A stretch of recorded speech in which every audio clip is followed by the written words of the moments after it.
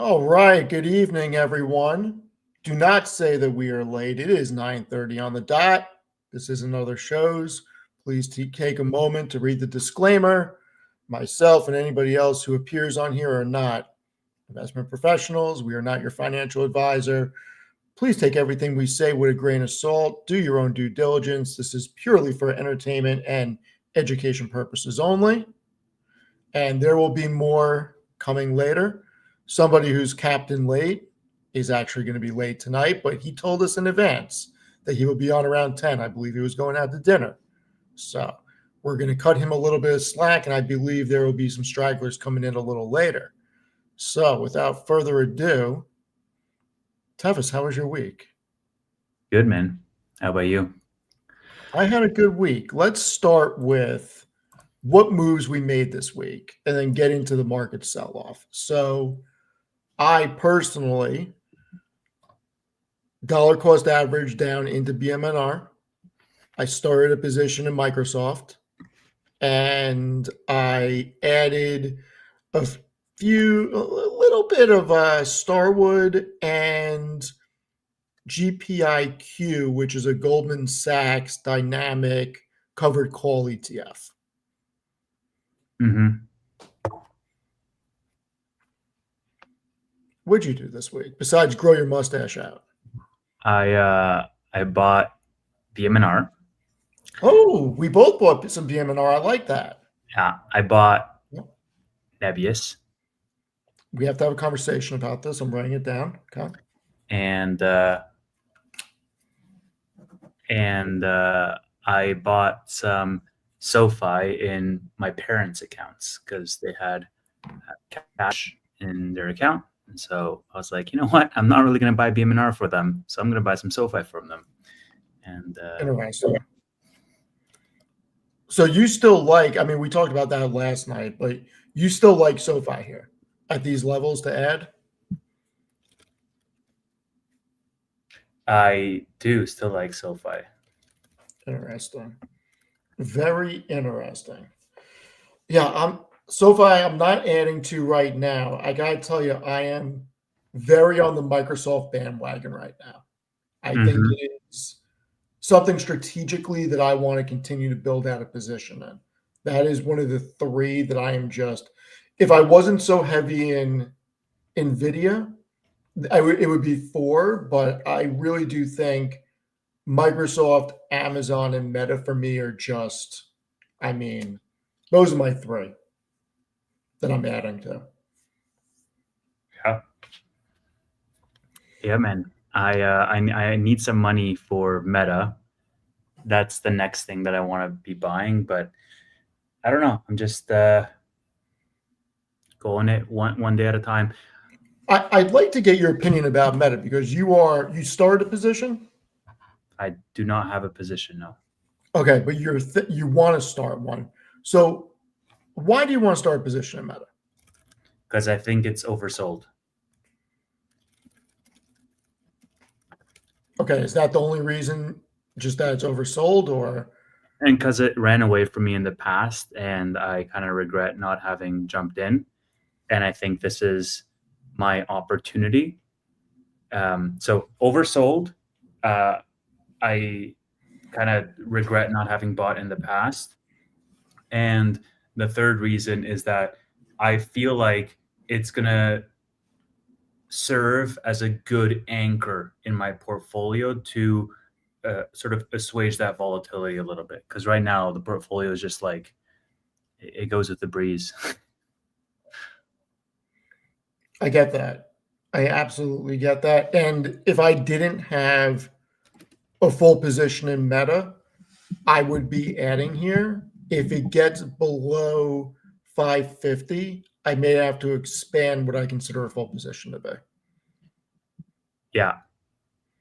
Yeah. What percentage would you say Meta is in your overall port? Do you feel comfortable sharing that? If I knew, I would feel comfortable sharing, but I have no idea. Let me ask you, I could do some very quick math. Do you consider, when you ask that question, including retirement accounts or not? Including retirement accounts? Like, would you want me to give you a percentage based on everything or just taxable accounts? Like, do you consider retirement accounts part of it? Yes, I would consider retirement accounts part of it.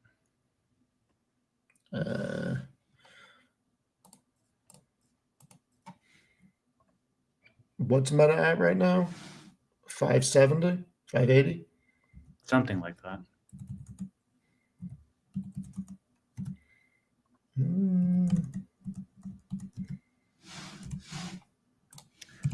I thank you, George, for being a member. Appreciate you. I just finished Maybe recording my BM&R video, Stevie, and so I want to talk to you about BM&R. Around 7%, maybe. 7%. Okay. Yeah, around What 7%. like your largest position? What would you say that is as a percentage of your portfolio? Like, I just want to sort of know where, like, 12 maybe ish. No, more. Way more. Oh, okay. 20% maybe. What's that? S&P index. Oh, okay. I guess. Yeah, that makes sense. Well, that's why I asked you if you consider retirement accounts or not. What's your largest one? Like your largest non-ETF? Mm-hmm. Probably around 22% non-ETF, something like that, just over 20% probably.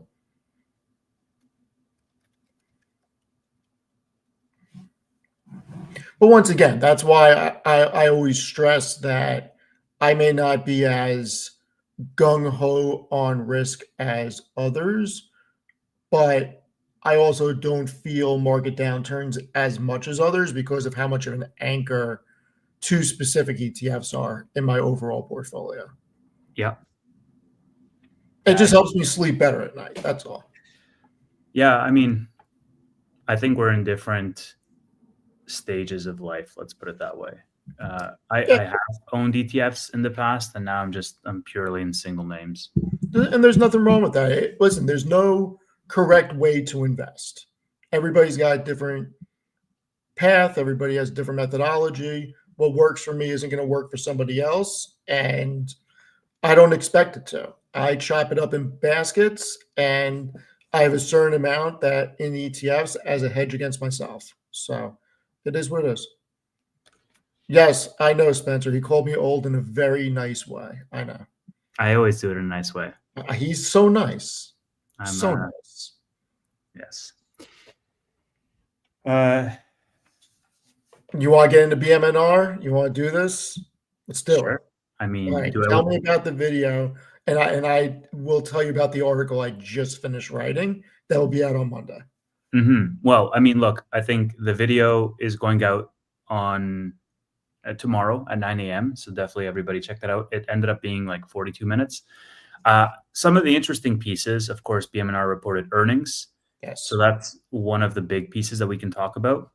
The other one is the BlackRock staking ETF that they filed. Do you know about this, Steve? I do know about this, yes. So I think that's going to end up being fairly good. And yeah, Erudition, you were watching it because you're a member. So it's live early for members, and it's going to be available tomorrow for everybody else. And the other piece is that Ethereum is trading right now, Steve. I don't know if you know this. For the equivalent, go ahead. I do know because I ran all the numbers and I have the calculator up in front of me. It's trading at the TVL, basically. It's trading actually under. Even better. Slightly. Even better. So I found a site, BM&R Ethereum Treasury NAV tracker, and it didn't update over the past 2 days. So I put in all the stuff here, and then it all updated. So when I went by everything that we learned about total diluted shares, moonshots, cash, this is wrong. It reset on me, motherfucker. Yeah, there's also BMNR.rocks, which is similar. This all reset on me. This is But anyway, they have it at 28%. When I did it, I actually still have the numbers up. I can replug them. It was trading at a 5% discount. I'll redo the numbers right now live. But tell me what you found that you thought was very interesting.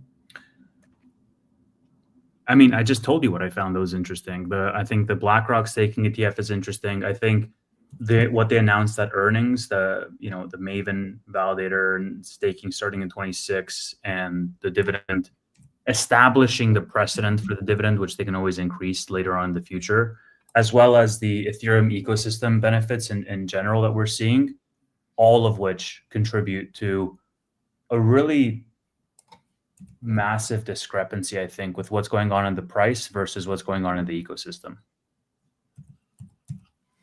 Yeah, I'm very happy about the staking. So this is the updated. It's now, I guess it's falling. Ethereum fell a little bit since I did this. So it's trading at almost a 7% discount to the market cap. Yeah. It's well, I mean, does it make you want to buy more ETH? Yes. So I bought BMNR on Friday, and next week, or I guess, yeah, still Saturday. So next week I'm planning on buying Ethereum directly and BMNR because I am looking to dollar cost average into both positions. Mm-hmm. Mm-hmm. And when I go through the actual earnings report, and we have a visitor, and since I'm sure he has a lot to say about BMNR, we're going to get him on right now. We're going to continue the discussion without keeping him backstage. Mr. Kris Patel. How are you, Kris? I should admit, you know what? Damn it. Tevis would have bet me on this. Tevis and I should have had a bet about if Chris's mic is going to work or not. Because he has like 4 mics at his house and he always freaking done. It's there you go. Mike, I don't know why it doesn't default to my main mic automatically. So Kris, perfect timing because we just started talking about BMNR. Yeah. Have you seen that it is now trading at a discount to MNAV? I don't think it's trading at a discount. Let me see. Because they finally published how many shares outstanding. They have 385 million shares outstanding, right? Yep. I got it over here in the calculator. Okay, so the diluted share count is that. They've got, well, how is the cash price what they said it is right now? So they have 607 million in cash and 37 million investment in orbs, which is what I'm considering moonshots. I don't really give a shit about that. That's, if that works, that works. But it's like whatever. Yes, this is their current ETH and current Bitcoin holdings, cash, and diluted share count. I mean, okay, so here's some learning lessons that I took away from this BMNR thing with myself. The first thing I definitely knew that the MNAV was going to collapse onto itself because, to trade at a premium to MNAV without the staking feature, it wasn't going to pan out very well. Because, I mean, people could just go buy an Ethereum themselves, right? So the key here for me is that I always knew that the MNAV was going to come down. But the thing that I would say I got wrong in the short term would probably be the collapse in ETH prices. I did not see the violent move down, especially because the news has been nothing but positive with regards to all the stable coin stuff. So it's it really makes you wonder. It's what the hell happened, And so the fundamentals of the Ethereum ecosystem are not necessarily broken, but I think this short-term volatility is something that just people are all scared of at the exact time. And I think that whole thing with the liquidation that happened with Binance that Tom Lee explained, it's a very reasonable explanation. The question, and this is the part that I think a lot of people are going to have to come to terms with, is when markets go down, they go down like an elevator. When markets go up, they go up like an escalator. And there's a fundamental reason for that. It's because when people are scared, they panic sell. They get out of things very quickly, right? Which means things go down. The thing is, over time, you have to rebuild that thesis. You have to rebuild that investor base to slowly get back in. And so you can see a gradual move up. Now, here's the question. I think a lot of people are already kind of forecasting crypto winter, quote unquote, like every 4 years is that cycle. So some people are still caught up in that 4-year cycle mentality. So there's a lot of people who may be long Bitcoin relatively like long term, but they kind of want to get out of it and wait for crypto winter to end. Now, I'm not a crypto guy like to the degree that other people are, where, you know, they have like fundamental thesis behind it. For me, the reason why I was interested in BMNR and ETH in general is because I actually see the utility value, you know, like unlike Bitcoin is literally just whatever someone else is willing to pay for it, right? In my opinion, there's no utility value. It's a store of value, but there's no utility behind it. On the other hand, Ethereum actually has utility behind it. And some of the network changes that they're going to be making in the next, 3 weeks, I think, what is it? Not even 3 weeks, 2 weeks, 2 weeks with Fusaka, Yep. should theoretically help build more the way that they're changing it, and this is the bullish part about Ethereum, is that they are going to be using some of their upgrades to change up how blob fees are done. And so those blob fees are going to end up going like from 0 to a certain amount. And that certain amount is going to end up causing a deflationary wave in Ethereum, where the issuances versus the burn rate is going to go in the opposite direction. So now you're going to have more Ethereum burn as the transaction volume grows. And if you guys know about the Ethereum outstanding, it goes from like, let's say 120 million, right, to let's say a forecasted, and remember, this is all forecast, there's no guarantee that'll happen, like maybe 3 or 4% is going to get burned every year, right? So if you think about 120 million ETH outstanding and you burn 3% of that, on the conservative side, you're burning about 4 million ETH, which means next year the total out is that they can only issue 1.51% based on the protocols of the Ethereum chain. So it's truly deflationary, because we will be burning off more through all the gas fees than what they are issuing. And with 70% of the ecosystem on layer 2 for stablecoin, as long as we get the Clarity Act signed and this start to take off, it could be a very good year for Ethereum next year. Yeah. Like I said, I am not the foremost expert in Ethereum or Bitcoin. I am learning, but as I learn more, the more bullish I become on it. Now, the question is, how do I want to play this in terms of like a total shareholder return perspective? So for me, I thought BMNR was a great company in that it did trade at a premium MNAV. So what I did was I took advantage of the vol. I got caught flat-footed, I'll be honest. Like I made about 70 grand on milking the vol on BMNR the first time around. And then I was like, I got greedy and I was like, I could keep doing this, and basically the covered calls that I sold in April, they did well. I'm up on those, but at the same time, the underlying BMNR that I had has collapsed significantly. So I definitely, like I said, I did not see the reaction. I did not see Ethereum going down 50% in 40 days. Not even 40 days. What was it? Less than 20 days. Like that was not on the card. That was not on my my list. So yeah, I have a theory that there's too many people on leverage, too many people on margin, and a lot of people got caught and didn't have the cash to back up their margin, and they were forced to sell into weakness. I mean, Tevis, how do you feel about that? And do you have any option plays like Kris? Because I know you love dabbling in that stuff. I have some spreads for 2027 that are completely underwater. I think they're down like 50%. I was averaging down to some of them, but even when I averaged down, and BMNR was like 32, 33, not 26. So, but they're for 2027. And so I think like I'm not too worried about them. But yeah, I got lucky. I closed a lot of my leaps because a lot of them were expiring in 2026. There were ones that I opened in 2024. And so I closed a lot of them before we saw this drawdown at the beginning of the month. And the rest I have just shares. So I'm not too worried.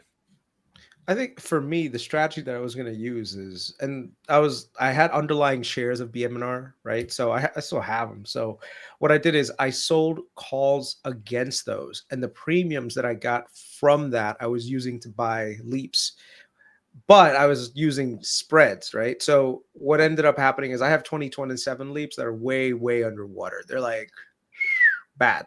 So I mean, like I said, they're all the way into 2027, so it's not really that big of a deal, I suppose, if Ethereum really hits it out of the park. Now, the question that I have to ask myself is, I have this massive unrealized loss from the BMNR shares, and the thing is, I want to be in BMNR, but I also want to harvest that loss because I've got almost like a serious amount. I've got a lot of gains this year that are short term, so I'm like debating. I'm like, man, should I sell and then just buy back in 30 days?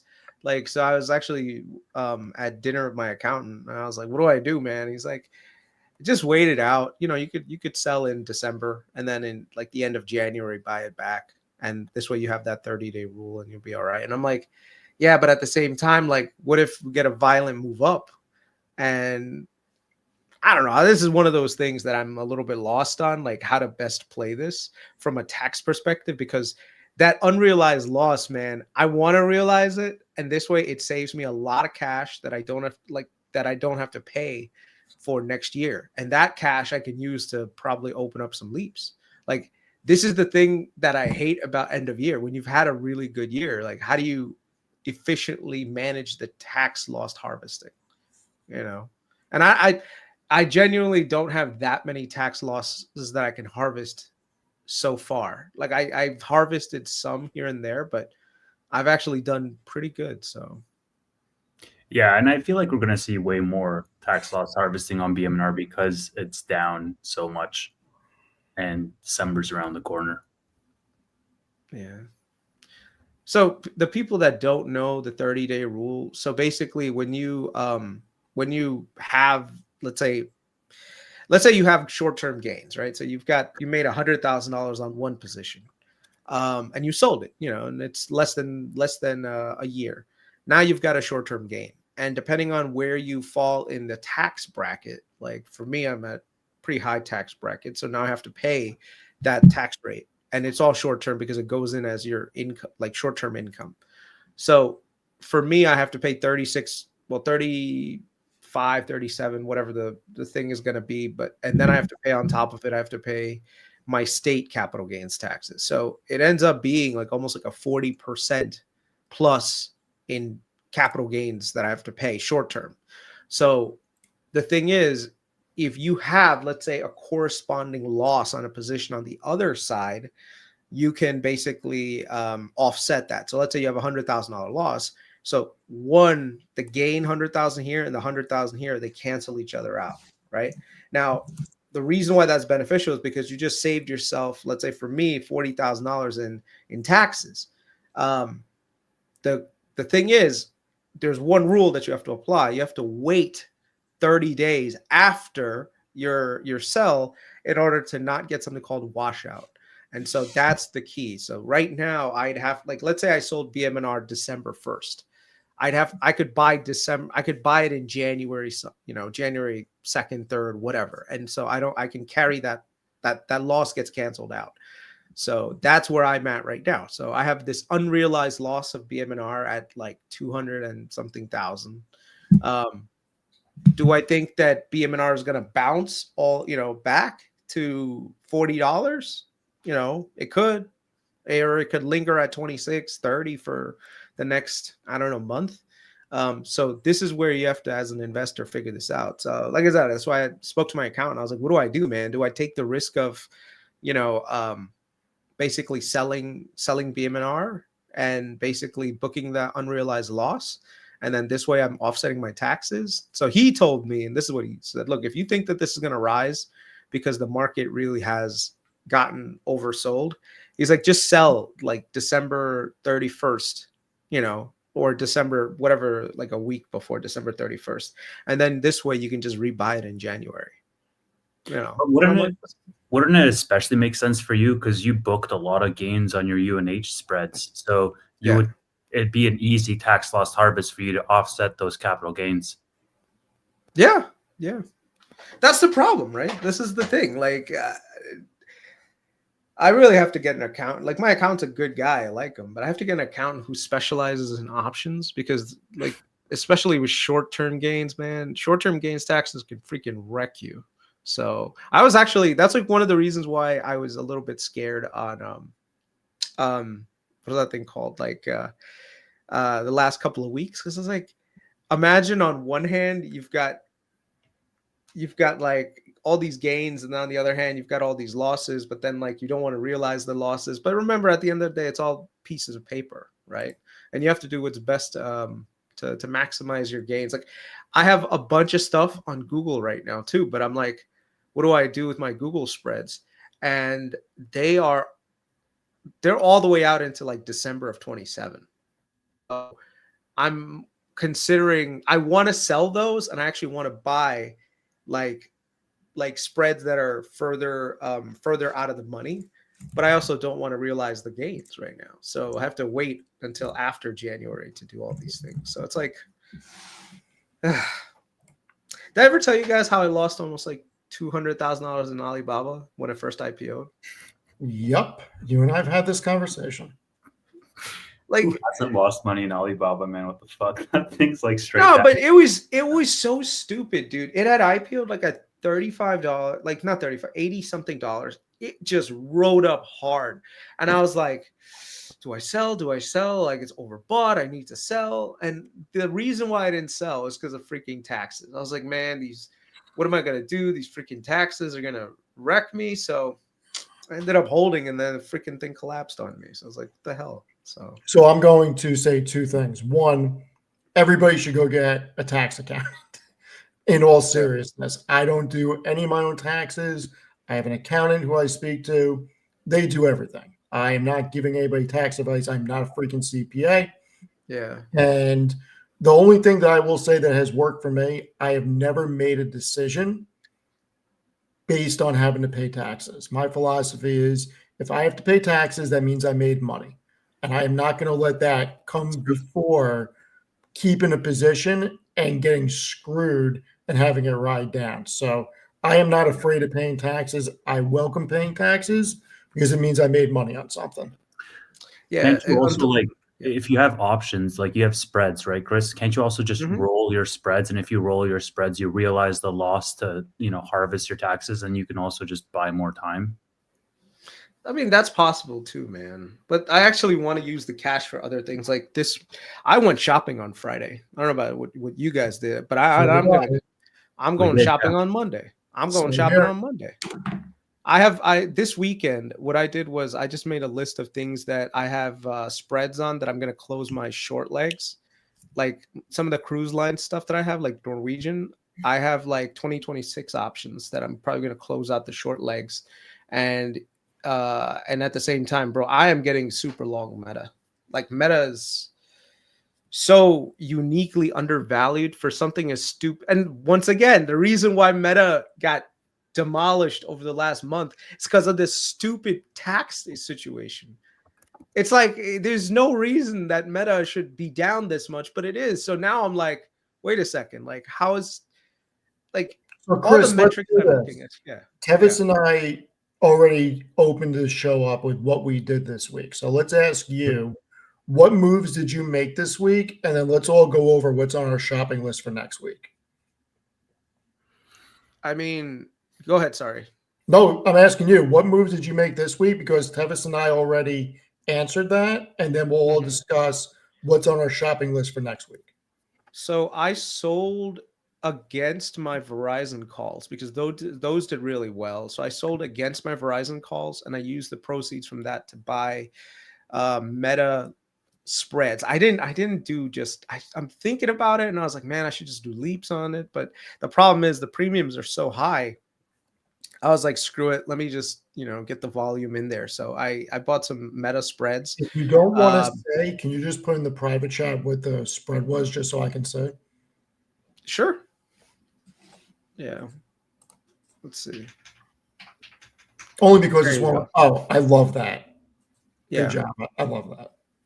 Yeah. Nah, it's easy enough. Yeah. It's so close to the money. You're gonna get money on the theta decay on the long call easily, even if What it were goes. these The spreads? market This is stays meta. flat. Is Yeah, this meta? yeah, that's meta. That's yeah, it's interesting. Yeah, I mean, dude, meta is easy in I my like that a opinion lot, with actually. where it is right now. Yeah. So I took Meta. Like I said, I sold against Verizon. I'm gonna buy back my Norwegian. Let me just look at my notes because I actually took my notes. I may take a little bit of a loss on Webull, and roll those out to 2028. So it's not that I'm not long on Webull. I just think that they're going to need more time to figure things out. So I might go a little bit further out. I think one of the mistakes that I would say I really need to be a little bit more cognizant of is that if I'm really, really doing well on a position, I need to learn how to sell, especially when it comes to leaps. Like I typically wait 6 months before the expiration date so I don't get caught off guard last minute. But this time around with Norwegian, I was very what's the word? Like dogmatic in it. And I was like, oh, I'll sell like 6 months before the end of 26. And I wish I had sold a little bit earlier, like I did with Carnival. So this way I could have got more right now because now I'm long on Norwegian. So it's like, okay, how do I play this? So the only thing I could do is just unleash the short calls right now.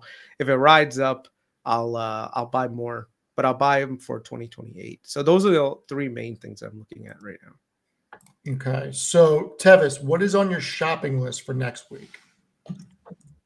Meta for sure. I am probably going to end up buying more SoFi in the parents account. I think at 24, 25, it is definitely like appropriate, for them. Not my account because I already have a good chunk. And then the same old like BMNR Nebius is what I've been buying every single week for the past, like ever since this dip started. So I'm going to continue doing that, but I definitely want to be opening a position in Meta at some point soon. Yeah. Okay, so Kris, and I'm going to answer this last because I just want to add a couple of things to my table. What's on your shopping list for next week? For me, more Meta. Oh yeah. More Meta.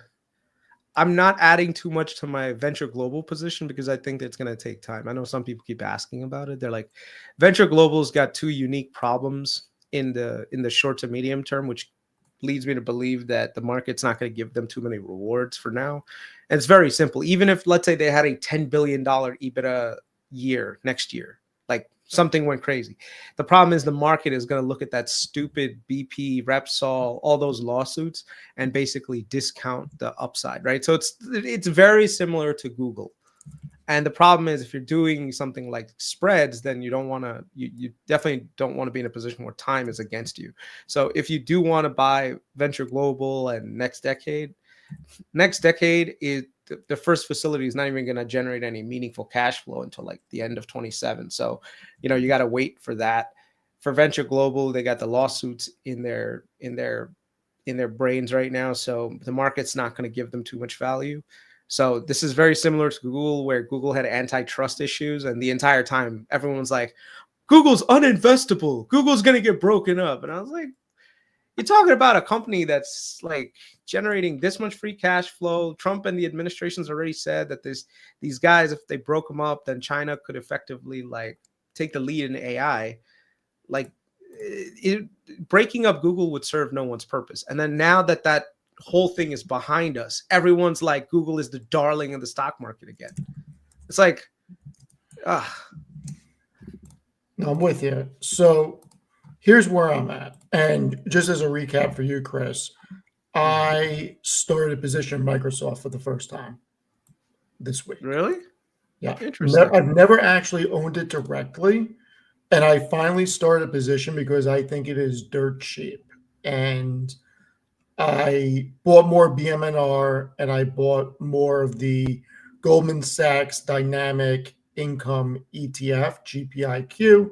And I bought a little bit more Starwood just because it's under 18, yielding close to 11%. You guys know I love Stern much.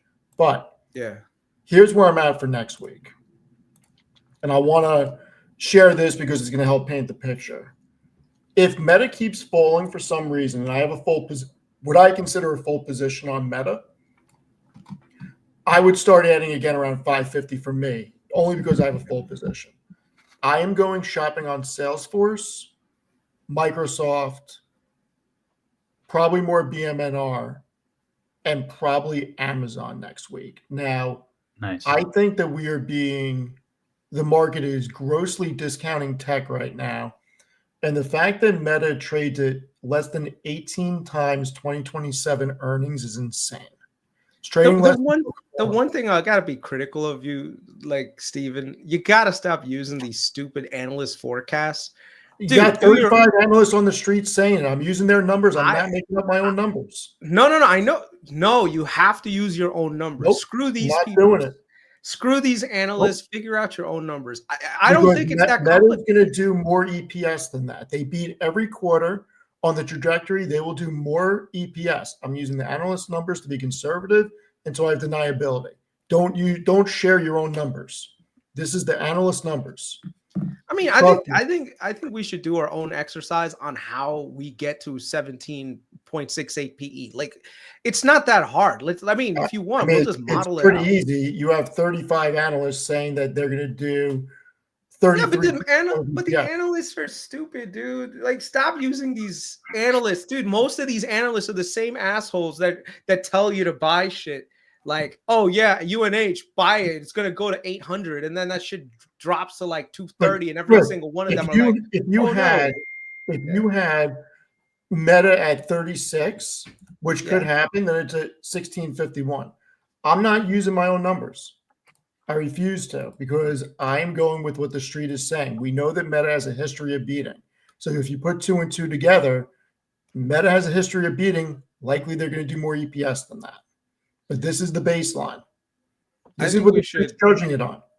I think we should literally right now, if you want to do just a very, very simple calculation, okay? This is a very, very back of the neck. I'll open up another tab. What calculation? Actually, just small little fun fact, since you already had that tab open, Steve, if you go back to it, because you had Coca-Cola on here. Yeah. Do you guys know what I learned this week?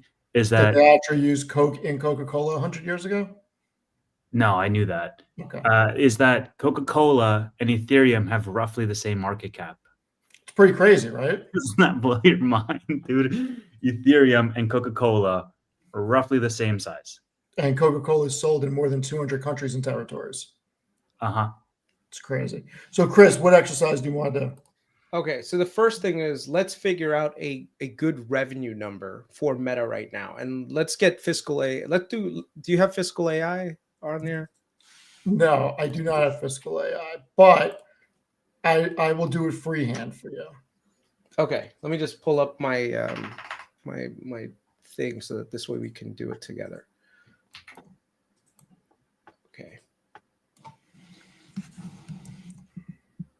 I'm telling you, you gotta do your own stuff, man. I do, Kris. That's the thing. Yeah, I do my own stuff. I just don't publicly show my own stuff. That makes sense. I'm not taking that type of chance. Like, I do my own EPS. You know this. Like, yeah.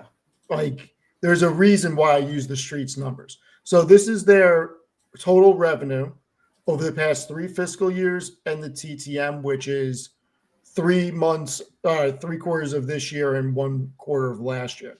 I'll give you the revenue growth rate year over year. No. So here, just pull up the thing for me. Like, I already put the thing up there.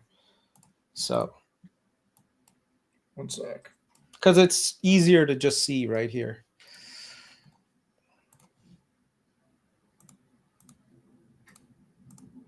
Okay.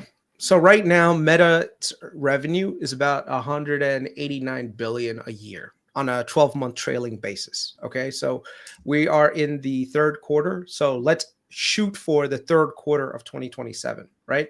Right now, the growth rate has accelerated from -9% in 2023 when they were going through their growing pains to now going up. Their ad revenues, their impressions because of AI are actually growing significantly right now. And so they're on an upward tailwind of growth. But we're not going to use this number. Instead, we're going to use something a little bit more conservative. So let's say revenue growth doesn't happen at 20%, law of big numbers, whatever you want to say.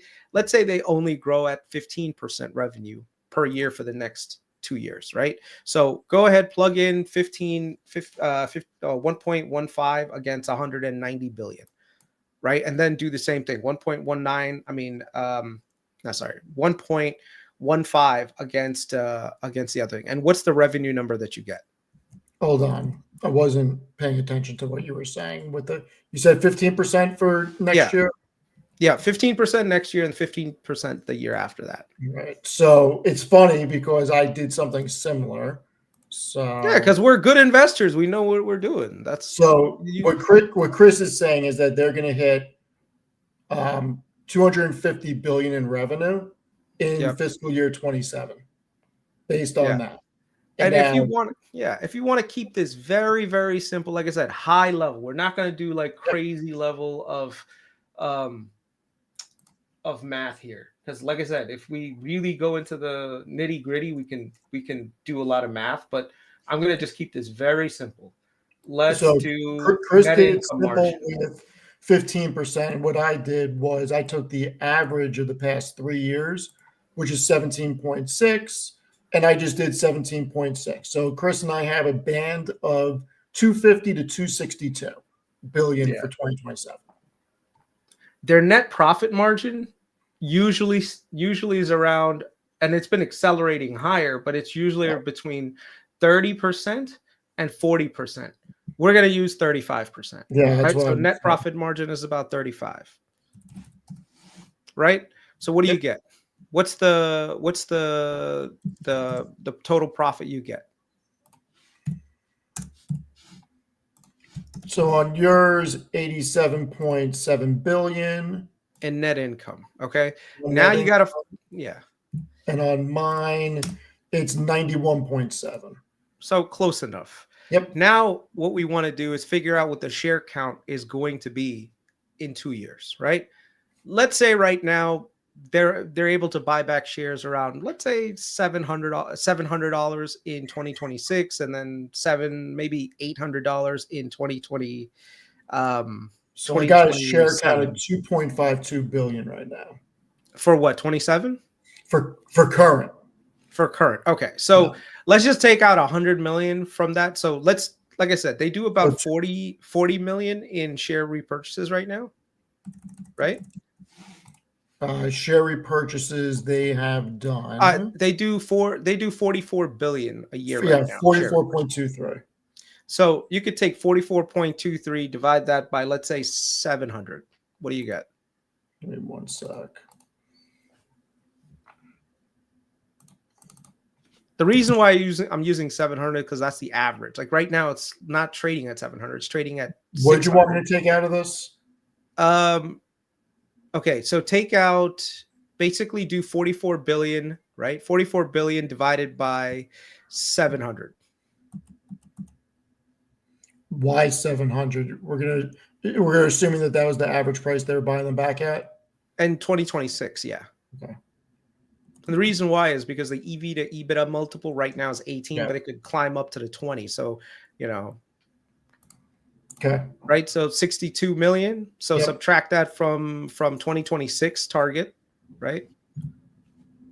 And let's assume that they're probably going to have the same amount the year after, right? Just to keep things very even keel.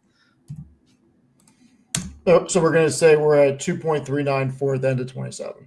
Exactly. So now you just take the net income that you think is going to be there, right? And just divide by the share count. Well, Yeah, I did it backwards. Yeah. Let's actually type this out. I think I put an extra 0 on. You might have, yeah. Damn, if they're making that much money, then shoot. I mean, sell everything. No bueno. There we go. Yeah. Okay.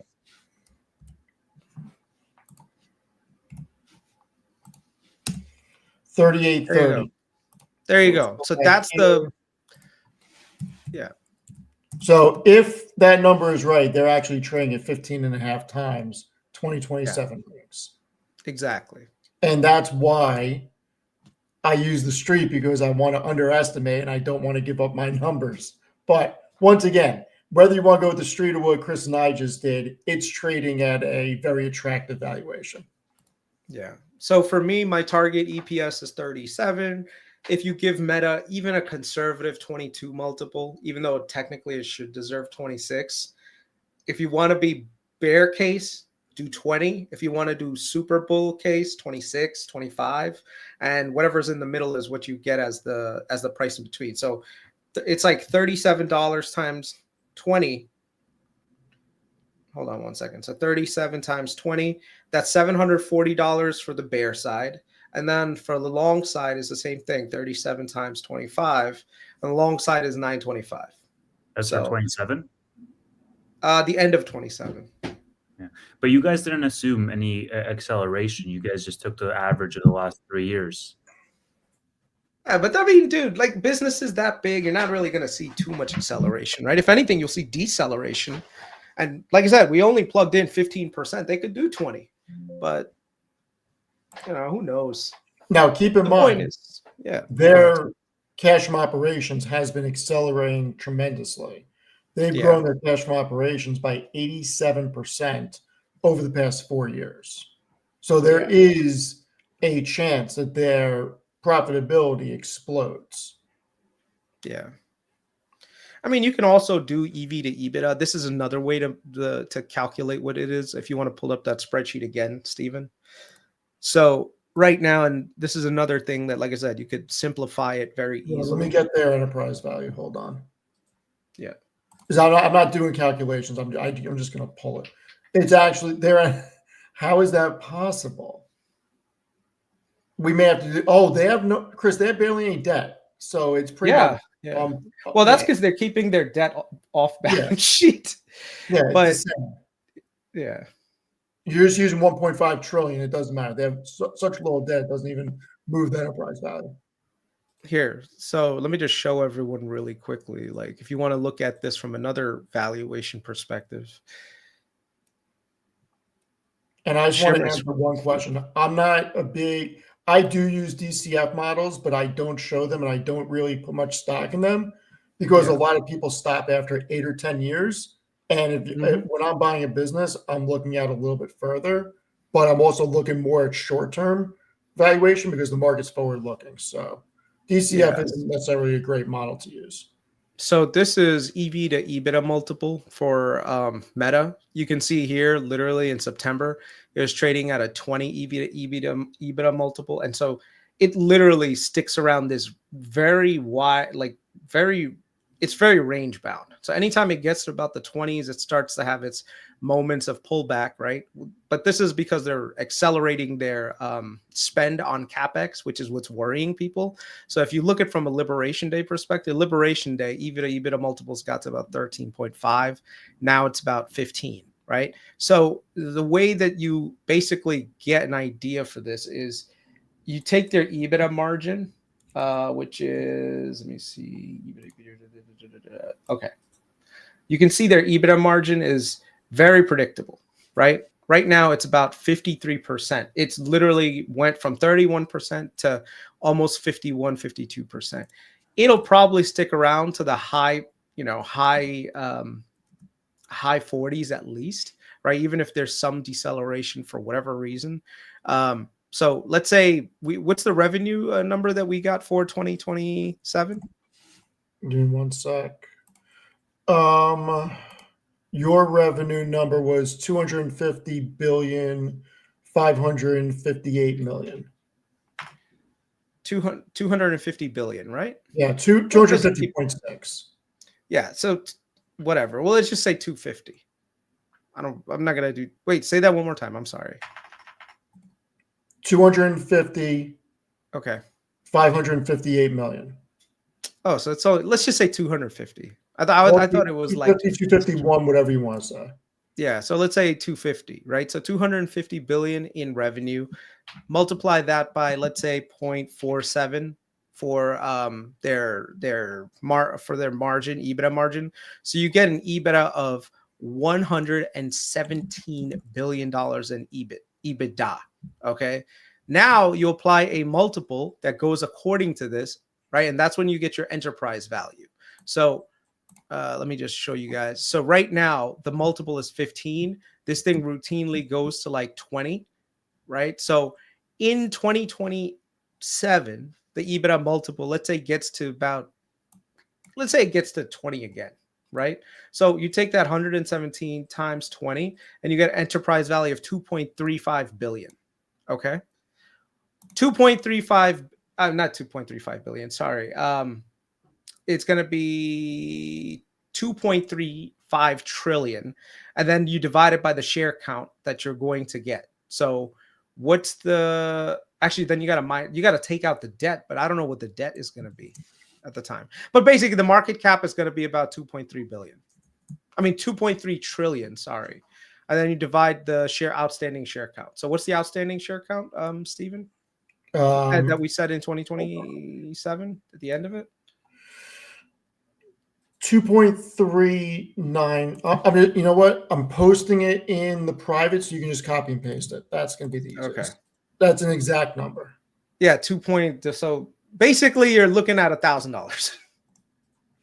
$1,000 if you did the EV to EBITDA multiple. Like if it gets it at 20, let's say it only gets to 18, then you would have, it'd be around the 800 to like 900 amount. But basically where it is right now is cheap compared to where it's going to be. So I'm actually building out something else. God, I want to buy more NVIDIA, but I have a lot of it. I'm not touching NVIDIA for one very, very good reason. The business, in my opinion, the same reason that you have been never in NVIDIA. It's a cyclical business. You've been saying that since 23. And I've been wrong. So what? I've been right on other things. Like, and I agree with you, and I agreed with you then, and I agree with you now. I just don't think the cyclicality comes into play for another 3 years. And that's why I said then that I don't think that we're not going to have the boom bust cycle that you have in DRAM for at least a couple more years. I was on the track of 2027. This is all going to slow down. I think it's 2028, 2029 now. I'll be honest. My thesis breaker for NVIDIA now is literally the ASICs market and all these other guys. If they don't take away market share from NVIDIA, they will definitely slow down growth. And the problem is with NVIDIA is that if you can't sustain that current growth rate for the next 2-3 years, the market is going to sniff that out. At least they're going to sniff it out by 2027, in which case the market is going to say, I'm not giving you a premium valuation because your growth has gone from 50% to 20%. And like I said, it's a cyclical business. We know it's not happening next year. No, it's definitely not happening next year. Definitely not happening next year. Whether it happens in 27 is a different story. Yeah. We'll know halfway through next year.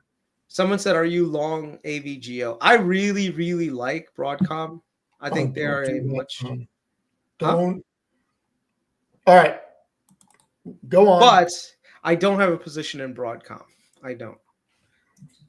It's been one of those like... Wait till you see what I build for you. Oh, boy. Okay. Keep going. Why do you like Broadcom? Because Broadcom is just a great business, man. Like you can't doubt Hawk 10. But I haven't done the amount of research on how much money they're going to generate because I was too focused on Google. Like I thought Google was so freaking undervalued that I was like, why do I need to buy Broadcom, which is like a proxy at this point? Because look, the way that the thing was structured for me was Broadcom is going to benefit from Google's growth with its TPUs, right? Which Broadcom designs and supplies. So my long case for Broadcom was, oh yeah, Google's going to do good. So it's like, why don't I just buy Google? I don't need to, chill out on Broadcom, but I do like Broadcom. I have to do the math and see if there's an opportunity there, but I don't know. So Broadcom has a tremendous amount of growth ahead of them. I think if I remember correctly, they have about 85% forward growth over the next 2 years on EPS, which is incredible. And I'm not taking anything away from Broadcom. I think it's a phenomenal business. Yeah.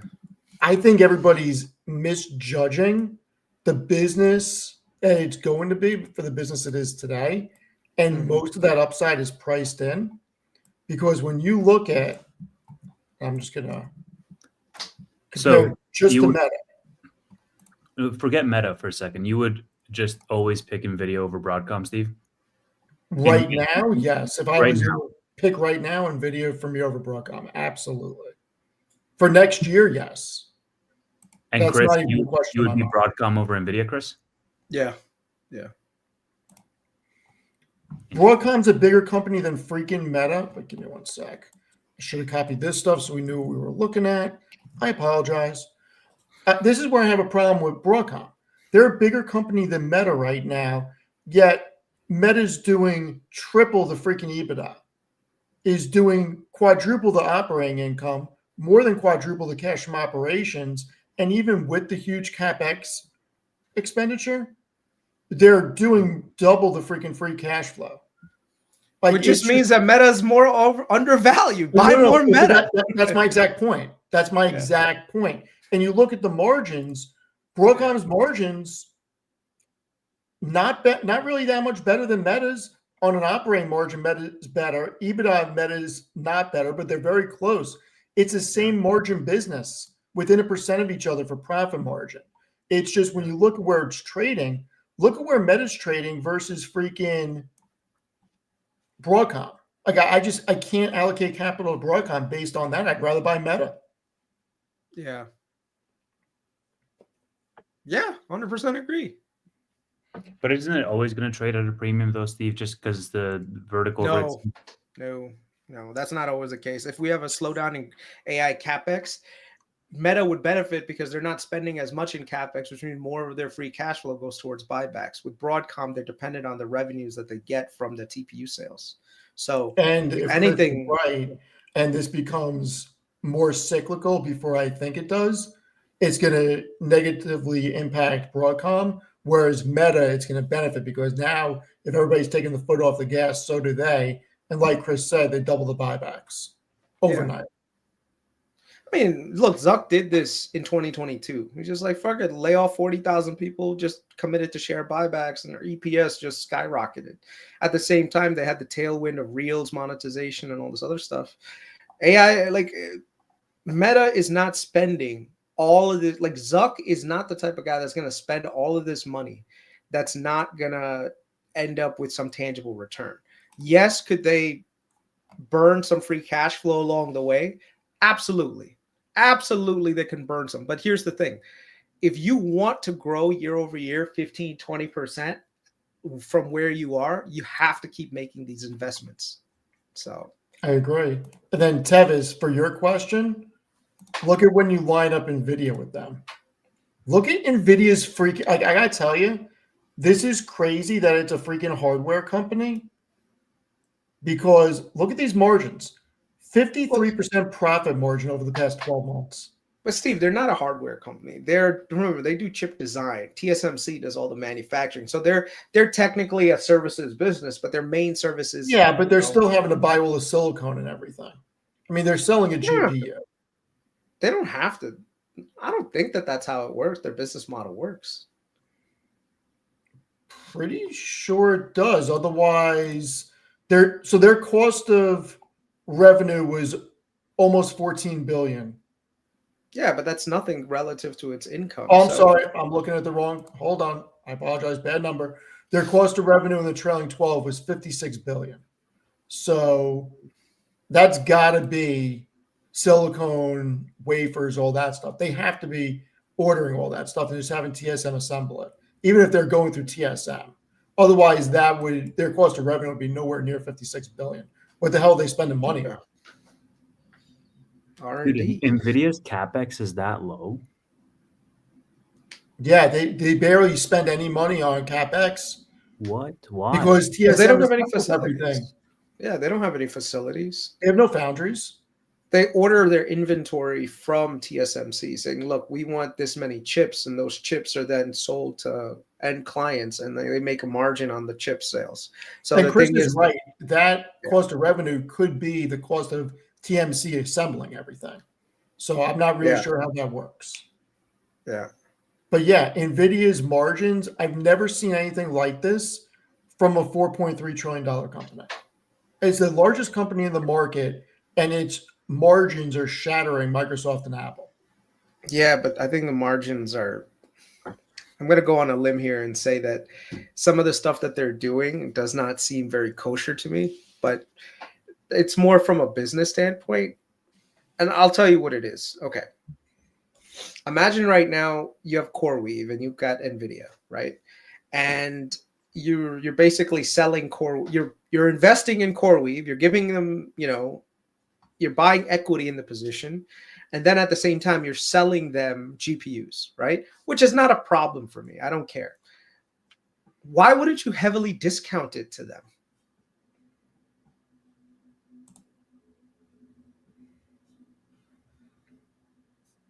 Question I'm asking you, Stephen. Why wouldn't you heavily discount your GPUs to CoreWeave since you have because you're in them? Yeah. Because you don't need to.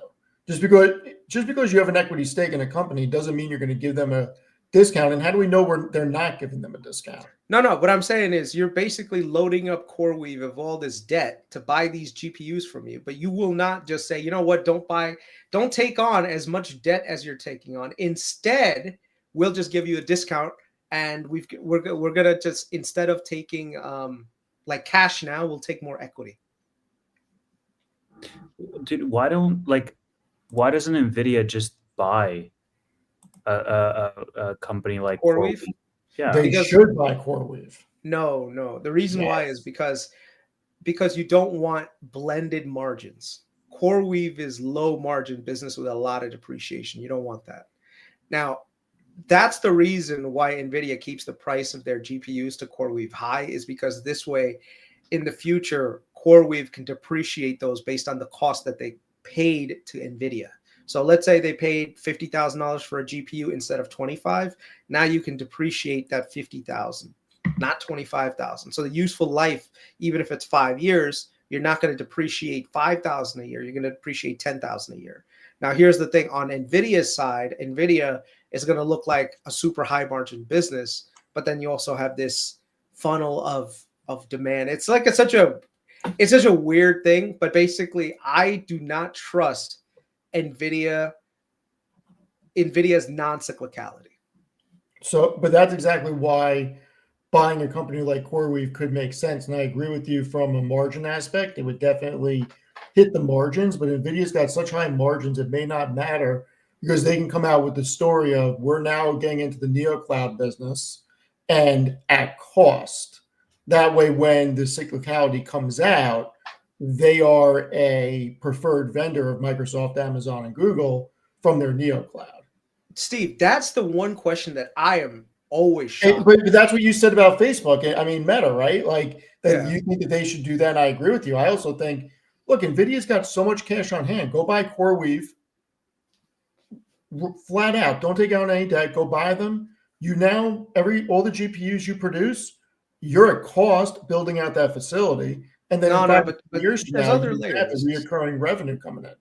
No, but there's other layers to it. Like you can't just build a cloud provider like a hyperscaler and just say, okay, yeah, go ahead. Like, compute is not the same thing as compute. Like AWS is an entire ecosystem. No. But I'm not saying that they should make a public-facing cloud business. I'm saying that they should make a NeoCloud to sell the compute out to Microsoft to run Azure on for their clients because Microsoft can't get enough compute because NVIDIA is the gatekeeper of GPUs. I don't think that they believe in it long-term enough to do something like that. We'll see. Yeah, I think one of the comments also nailed it. They tried to buy ARM and they had issues. So I think you're going to have way more issues if they try to buy anything else. But wouldn't ARM be a little bit of a different story because it was a chip maker? Yeah, I think that's different. Business. It's an adjacent. It's not the same. Yeah. I think it would be too much consolidation in the chip design business. But I will say, I think that you guys are right. Actually, I'm not sure where Kris stands on this, but I think Tevis and Sam are correct on some of the NeoClouds. And the more that I'm looking into them after the prices came back to where they were previously, I'm actually getting very interested in CoreWeave. And I'm starting to I can't believe I'm going to say it, starting to get interested in Iran because of the numbers behind it for a 5 to 10 year investment. I am looking at Cypher and I'm looking at TerraWolf, both of which Google has taken equity stakes in.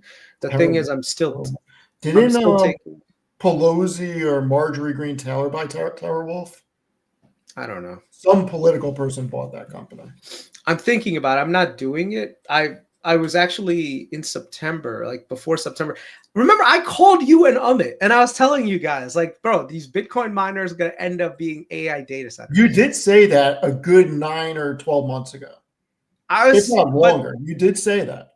I never pulled the trigger. You know, I discussed this on the Discord and stuff because I was trying to figure out which one of the Bitcoin mining companies had long-term contracts with the utility companies that would have been value accretive. I just couldn't find which one, and yeah, I think the two that I would go with is probably the ones that Google is aligned with, which is TerraWolf and Cypher. You know, I think Google has taken equity stakes in both. So let me see. Cypher, Google. I have to see. Yeah, see right here. It did a deal with Fluid Stack. Let me just show you guys 1 second.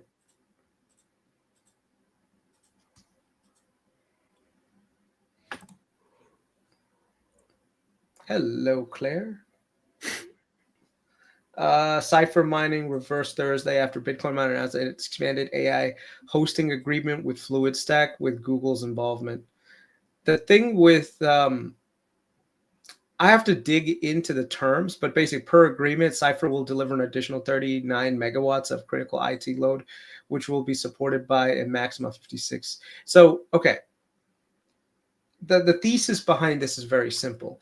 These guys already have contracts for electricity in Texas, which means that right now, if Google wanted to, buy capacity, they would have to literally put in permitting and all this stuff. So by TerraWolf already having these supply agreements, they can kind of like backdoor Google into the thing. So Google's got a bunch of AI demand right now.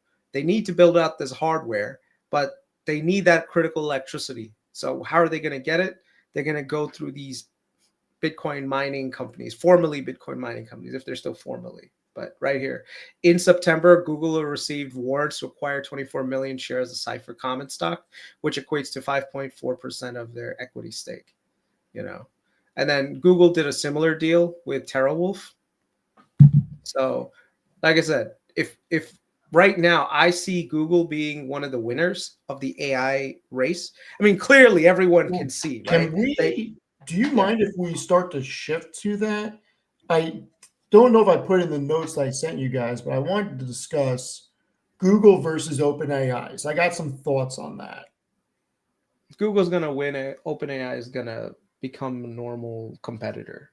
I think the lead in ChatGPT is being squandered right now, not because of anything to do with their technology, but because Google can burn cash at $100 billion a year that OpenAI has to go out there into the to the public markets and try to keep raising. And at some point, there's going to be an investor revolt.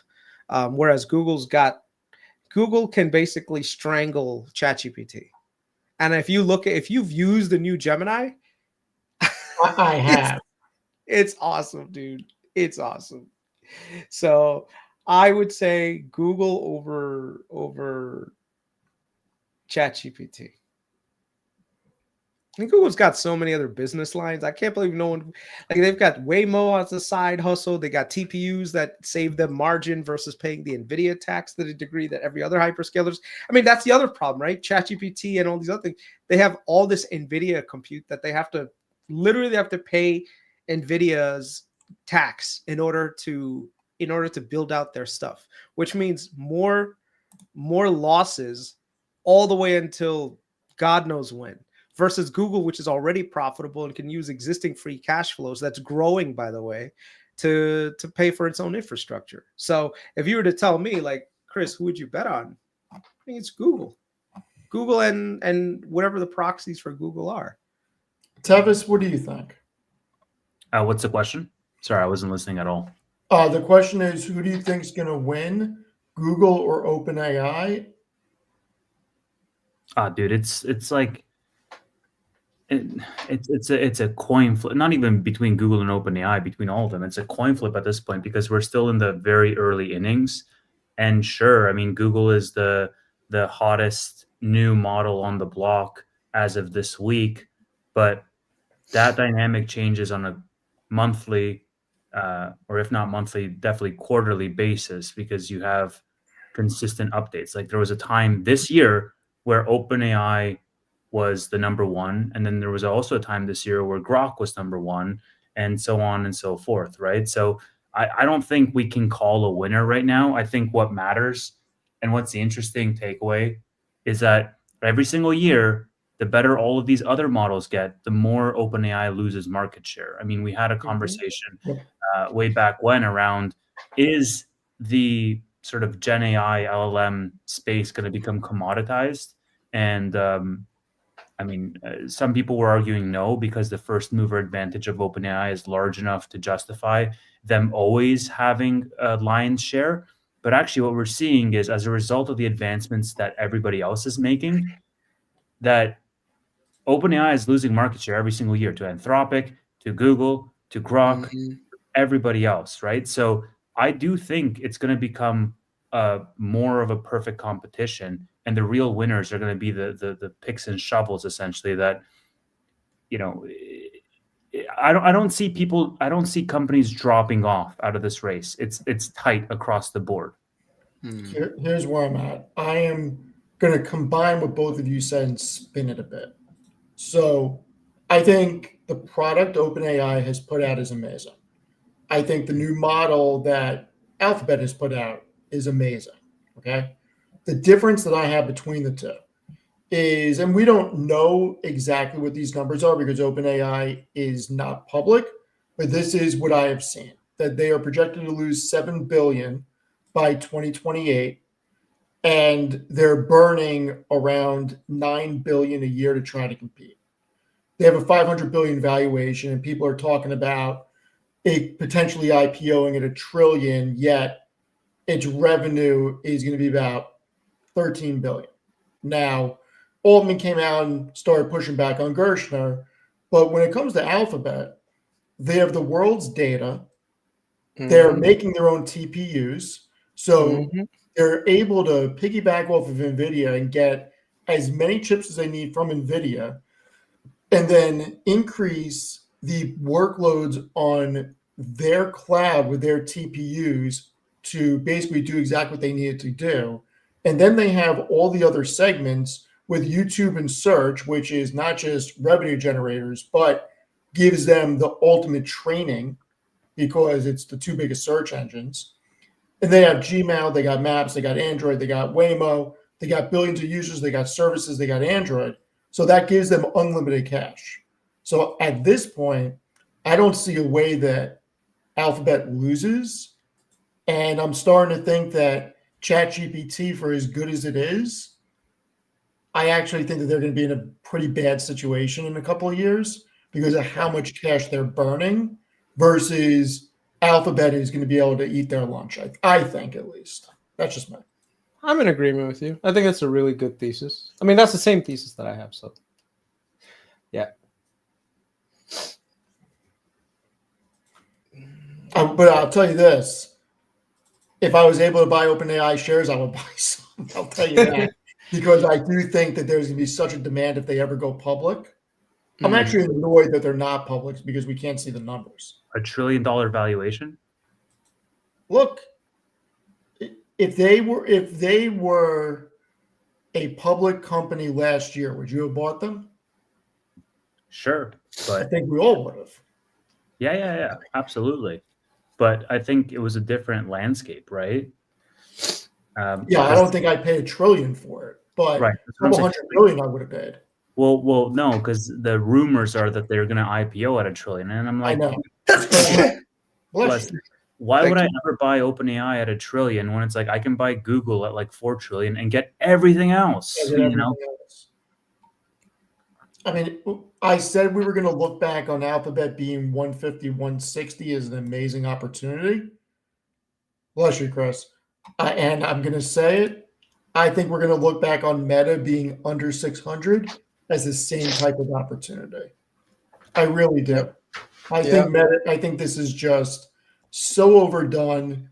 And when next quarter's earnings come out and they slaughter EPS, because now Zuck is like, okay, the street fucked up. Let's buy back a bunch of shares and just absolutely murk EPS. And it's going to happen because they don't have the one-time accounting blip that they're going to have to take. It's already done with.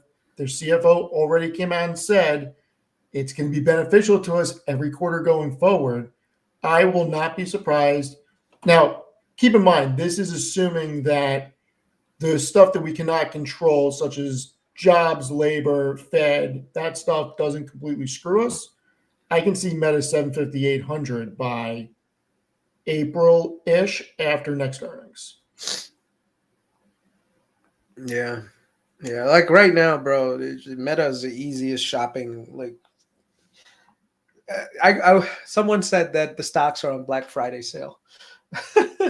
So I think eventually we get a reversal, and I think the leaders are gonna do well. It's amazing that people don't want to buy stocks when they go down, but people love chasing them on the way up. It just doesn't make sense to me.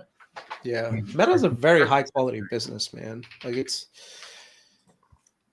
such a high quality business. It's investing based on emotions. What do you expect? Yeah.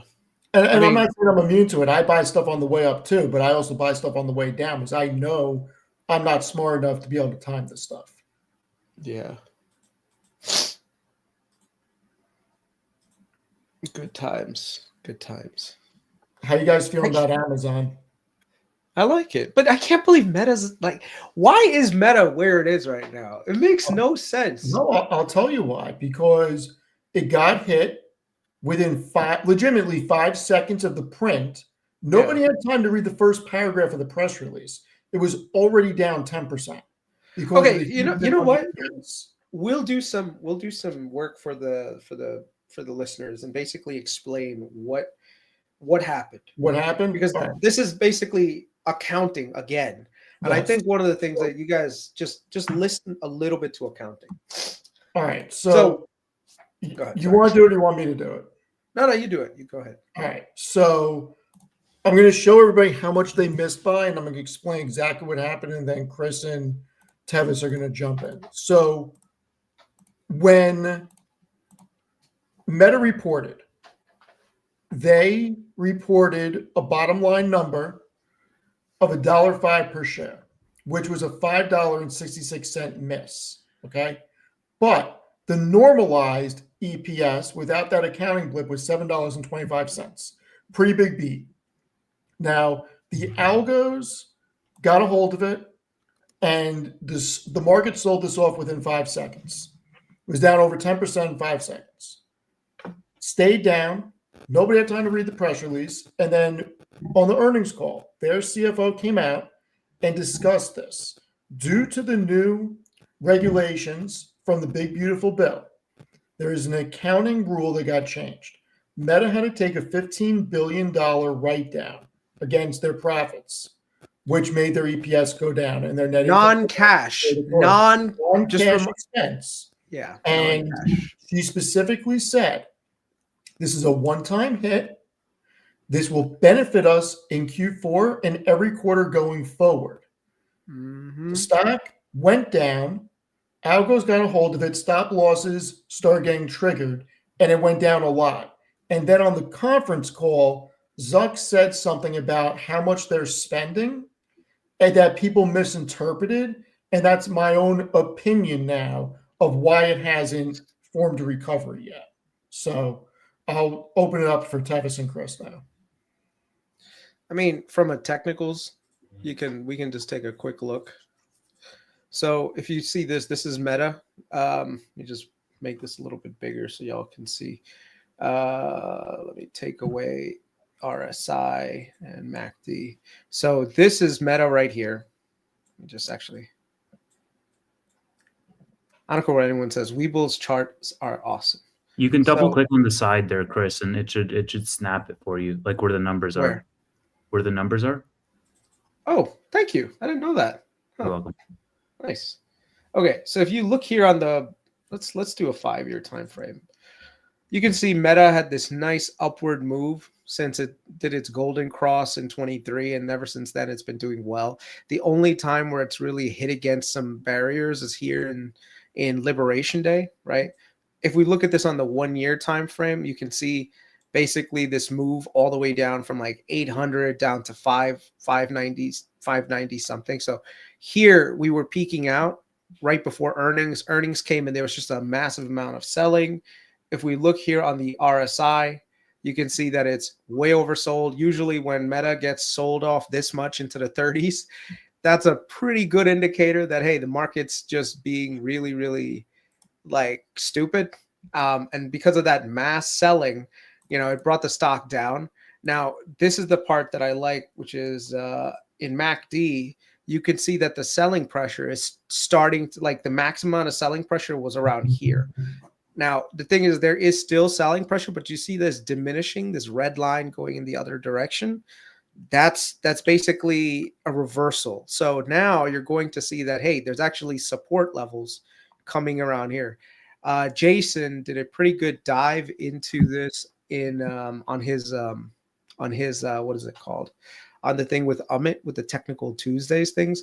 But in terms of technicals, this thing has a good amount of momentum higher. And especially with Q4, which is Christmas season, they're going to do really well. And that Christmas is going to come in and it's going to, ad spending is going to go through the roof. And then you've got rate cuts. With rate cuts, you've also got multiples expansion. So literally this thing could be at probably $700 to $800 by next year sometime, Tavis, what do you think?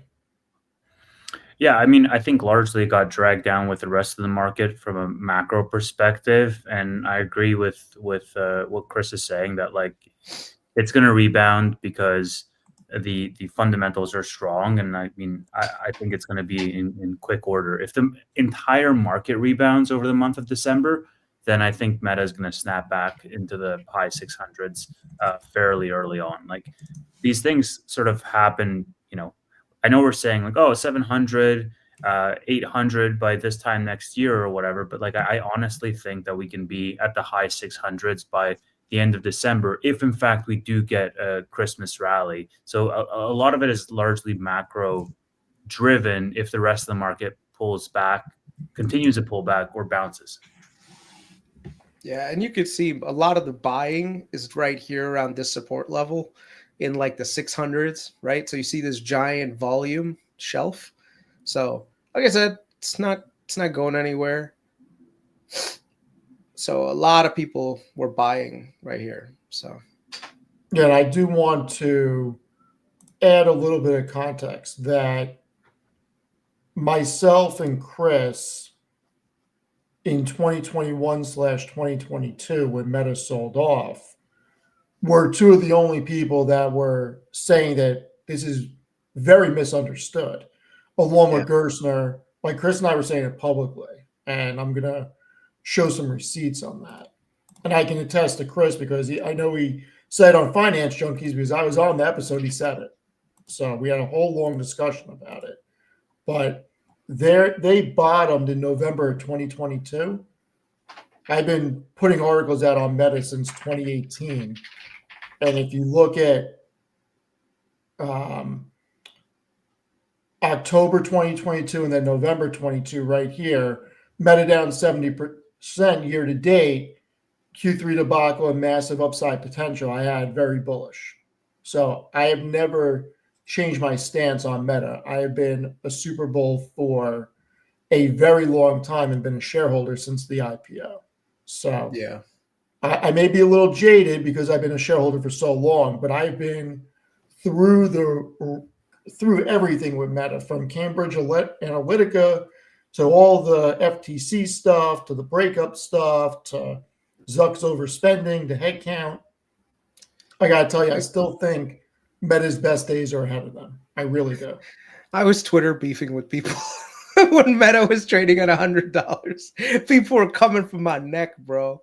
People are like, "What are you, stupid? Everyone's gonna be on TikTok." Blah blah. I'm like, yeah, everybody's really smart when things are going down, but the hardest thing to do is change your opinion when something's Yeah. going correctly, or the Yeah, way it that was you're rough. saying it is. It was rough, man. It was.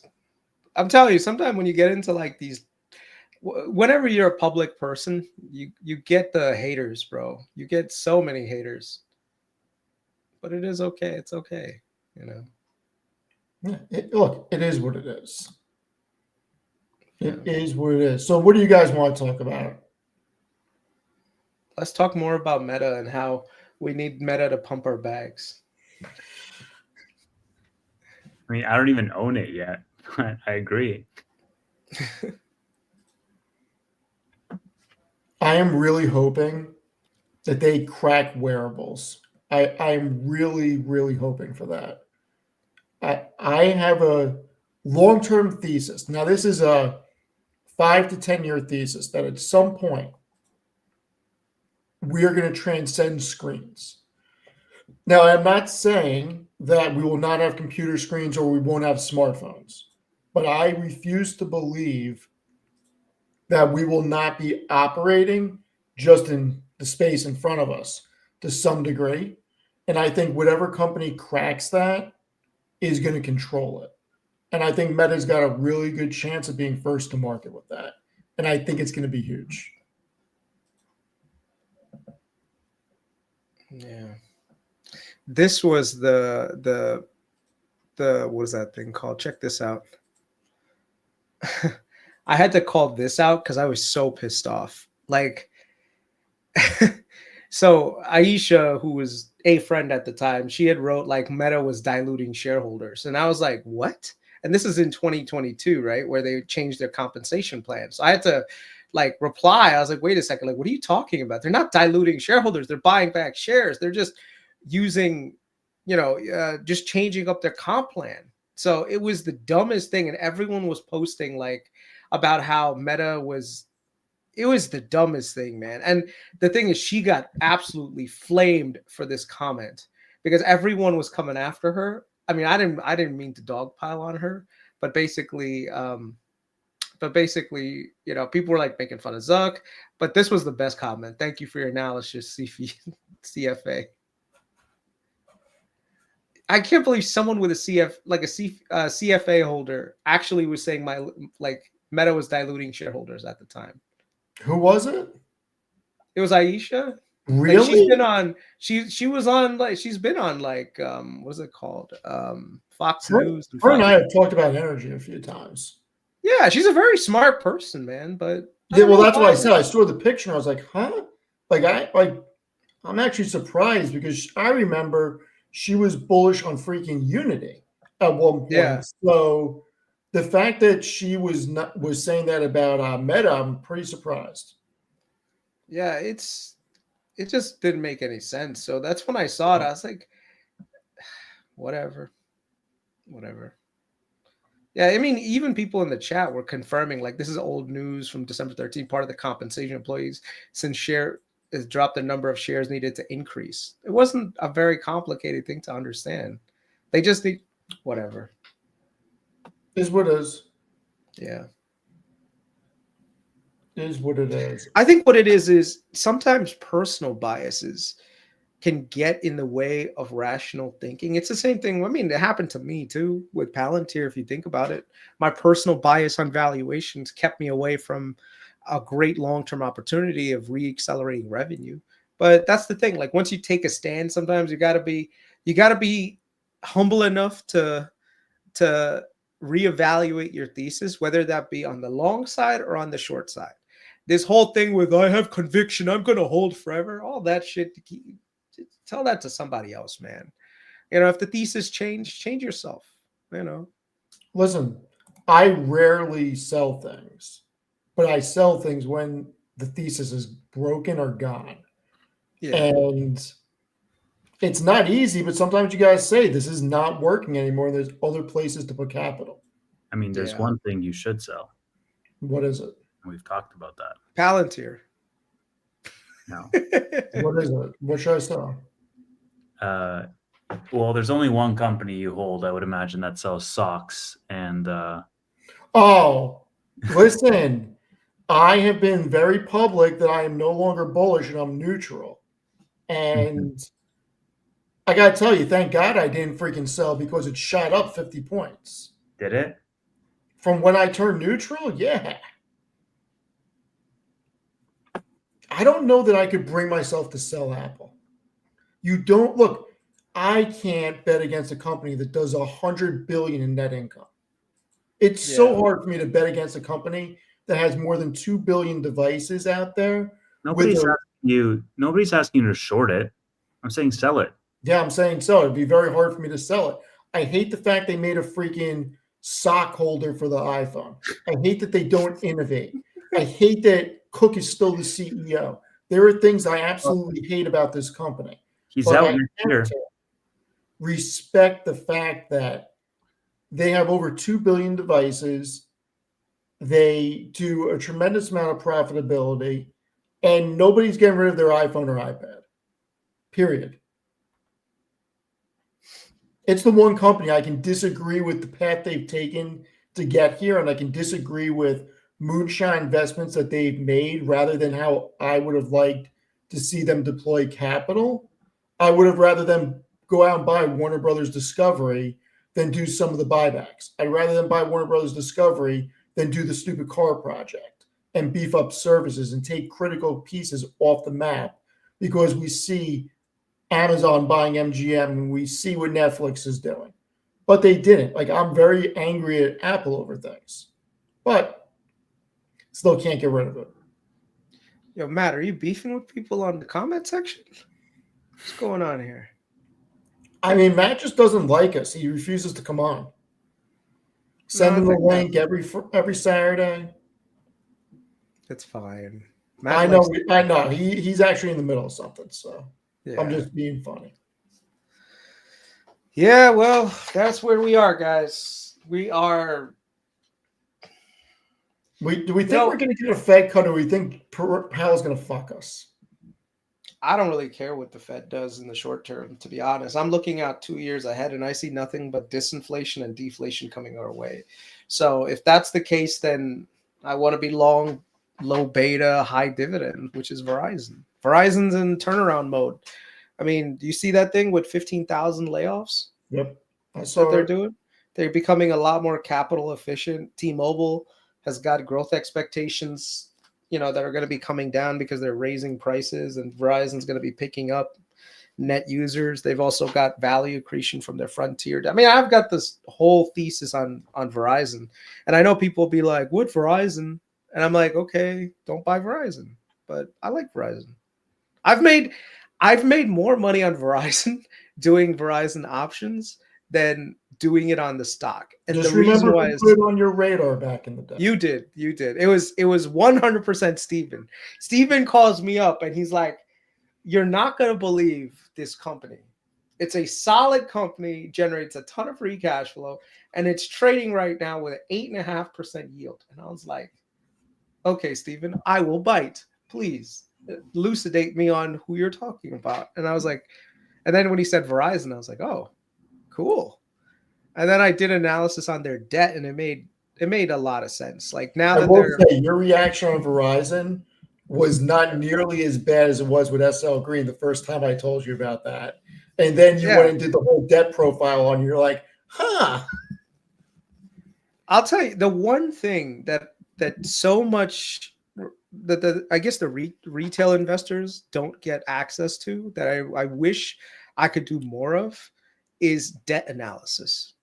Like there is no investing like big YouTuber that does analysis on debt. Have you noticed that? I think it's for several reasons. I think one, because it's a boring subject. Mm-hmm. I think two, because a lot of people aren't interested in it. Yeah. And I just think that it is great and there's a need for it. I just wonder how many people would be truly interested in sitting through that stuff, about learning about the different tranches, what's senior secured versus second lien, and just what the different tranches mean. I don't know that there's a huge community that really wants to go down that rabbit hole. But the thing is, like, I think if anybody can do it, you could definitely put something together for that. So like these are the things that you guys have to remember. At the end of the day, if the business doesn't have a lot of debt, then there's really no point of doing debt analysis. Like there's no point of doing debt analysis on a company like Meta because they don't have a lot of debt, right? On the other hand, a company like Carnival Cruise Lines makes total sense. Norwegian makes total sense to do a debt analysis. Verizon, they have almost, a crap ton of debt, but that's the nature of their business. So even minor changes in the debt profile can have significant upsides and downsides to the actual stock itself, right? So if you think about if the Fed cuts 100 basis points, that benefits someone like Verizon significantly, and then when you tie in some options to it, you realize that there's actually a really good value play out there. So see, I don't know. This is where I'm a little bit more like what is it called? I don't know. You can say you're a little bit more like me. Yeah. Oh, me and you are thinking like that. By the way, I got out of SL Green. I don't have SL Green. I sold Listen, that a long time I ago. said I was going to exit around 60. I exited.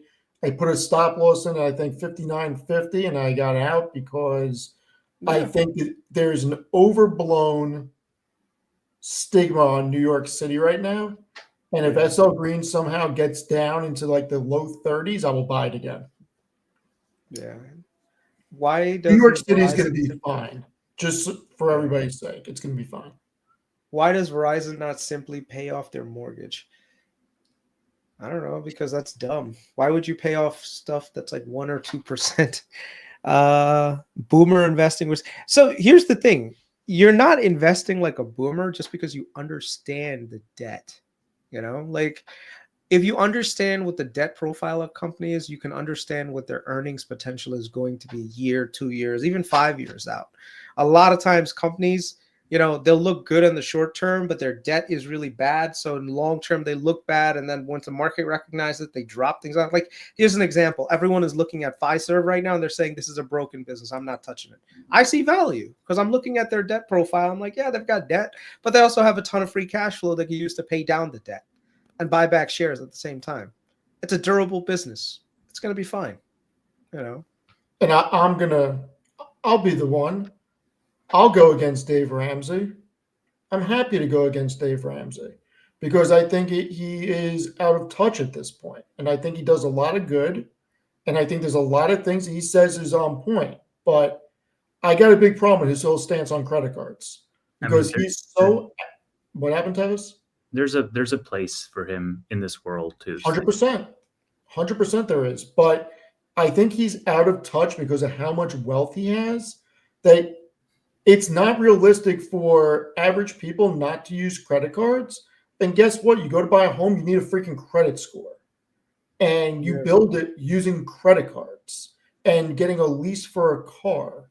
And hello, if you pay cash for everything instead of using a credit card, you leave money on the table. There's no difference if you're going to spend $1,000 a month on groceries and whatever else you have to spend money on. If you spend $1,000 in cash a month, or you put $1,000 on your credit card a month and put that $1,000 against it and are responsible, you are legitimately leaving money on the table, not using a credit card and optimizing the rewards. Where if you do 60% of your purchases on Amazon, get the Amazon 5% cash back card. Like you're legitimately leaving money on the table. Yeah, makes sense. I used to be that person. I used to pay cash for everything. And my accountant yelled at me and he's like, you're an asshole.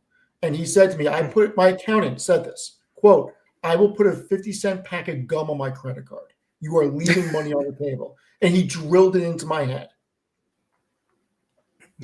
Yeah, but like Dave Ramsey is the type of person where it's like, if you're like a recovering alcoholic and you go to AA, they're like, lay off it forever. You can't don't even do moderation. Like you can't have any, you can't even be around it. So it's just like, yes, credit cards are a necessity in the modern global financial system in order for you to build your credit and prove your credit worthy. Not for Dave Ramsey's audience. Dave Ramsey's audience has lost that privilege when they maxed out everything and just went into like insane levels of debt. Well, and the other thing, do not use a debit card for making online purchases. Please, whatever you do. If you don't want to use a credit card, go get a prepaid one. Like, I gotta tell you, putting your checking account credit card in to make online purchases is suicide. I mean, not to mention, you could always dispute charges with a credit card. You can't really do that with a debit card. So, from a protection standpoint, depending on who your credit card, like I've got my Amex is the best for that. Like there was a time where I had trouble with a vendor because the vendor made the cancellation of a subscription extremely difficult. It was LA Fitness because I used to live in Fresh Meadows in Queens. I used to drive to New Hyde Park to go to their LA Fitness near there at Lake Success. And they were like, oh, you have to submit this and you have to do this. And it's like to cancel was like a pain in the ass, bro. I just called Amex. I said, look, I tried canceling. They keep this, going. And they're like, don't worry about it, Ms. Patel. And then the LA Fitness called me. He's like, oh, like we got this thing. And I was like, well, I tried canceling. They're like, okay, we'll cancel your account. So that was awesome. I will add this. If you have to use a debit card, hook PayPal up to at least protect yourself. Yeah. Cyber theft is very real. Yeah. Buying stuff online is 100% safe. If you ever get defrauded, the bank will pay you back for, maybe. Like I said, it depends on who you guys are with. Yeah. Amex is one of those things where they're a little too friendly with the, what is it called? With the customer, and businesses absolutely hate Amex. First of all, Amex charges a giant their fee. interchange rate is so high. Yeah. Yeah, like the minute a vendor looks at Amex, they're like, "Oh, this motherfucker right here." There goes my profit margin. Dude, I love my Amex though. I use it all the time. Yeah. Have you had to dispute anything on your Amex before? No. No. Yeah, I've had to done like maybe once or twice, but it was something that was just dumb.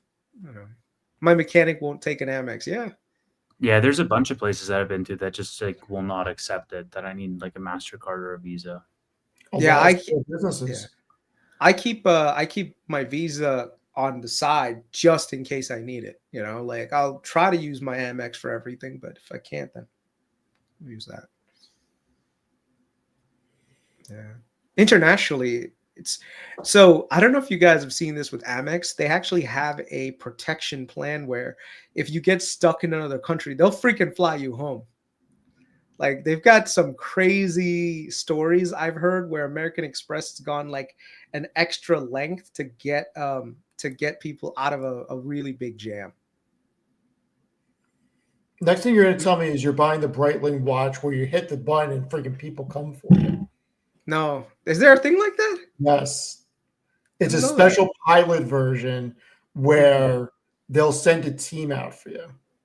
Really? Yeah. Really on Breitling? Yes. I don't have a black card. No, not even close. Not even close, man. I still fly. Travis, you watched the watch stuff I sent you? It's one of my tabs. I haven't watched it yet. Okay. All right. Yeah, man. God damn it. I got into it now. I'm screwed. What are you talking about? I get a text from Tevis one day. I'm deep. What do you mean one day? Today? I'm getting in the watch game. Yeah, man. I'm in the watch game. I got the box for it.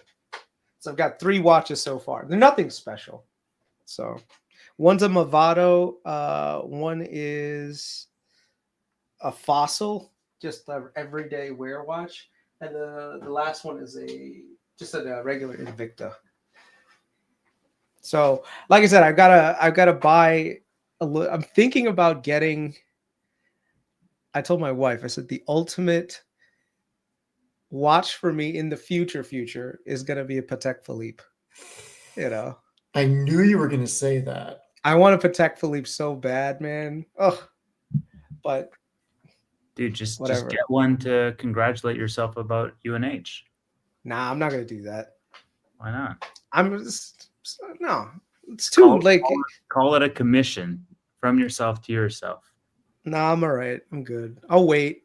Maybe like for my 50th birthday. So in 10 years, I'll get myself a Patek or something like that. Yeah. I was You better go put your name on the waiting list because it is next to impossible to get one from a retail shop. Which Patek do you guys like? Believe it or not, I'm really not a huge Patek guy. Really? No, I actually like AP better. I mean, you don't need to get like super, super expensive one. I mean, you know. I haven't made my way to the Pateks yet. Please don't. No, well, I'm starting off like looking at the lower brands. Let's say, I just discovered the JLC Master Ultra Thin, the Moon one. Oh man, it's so good. I want one so bad. Oh, Tevis. So my accountant texts me. He bought another watch. Yeah. I'm going to text it to you right now. Wait, your accountant bought another watch, or you bought a watch? No, my accountant bought a watch. Oh, okay, cool. I was seeing some people on X. They were like showing off the watches, and they're like, took some profits. And I'm like, really, guys? Like on a downturn, you're taking profits? Well, I guess. Why not?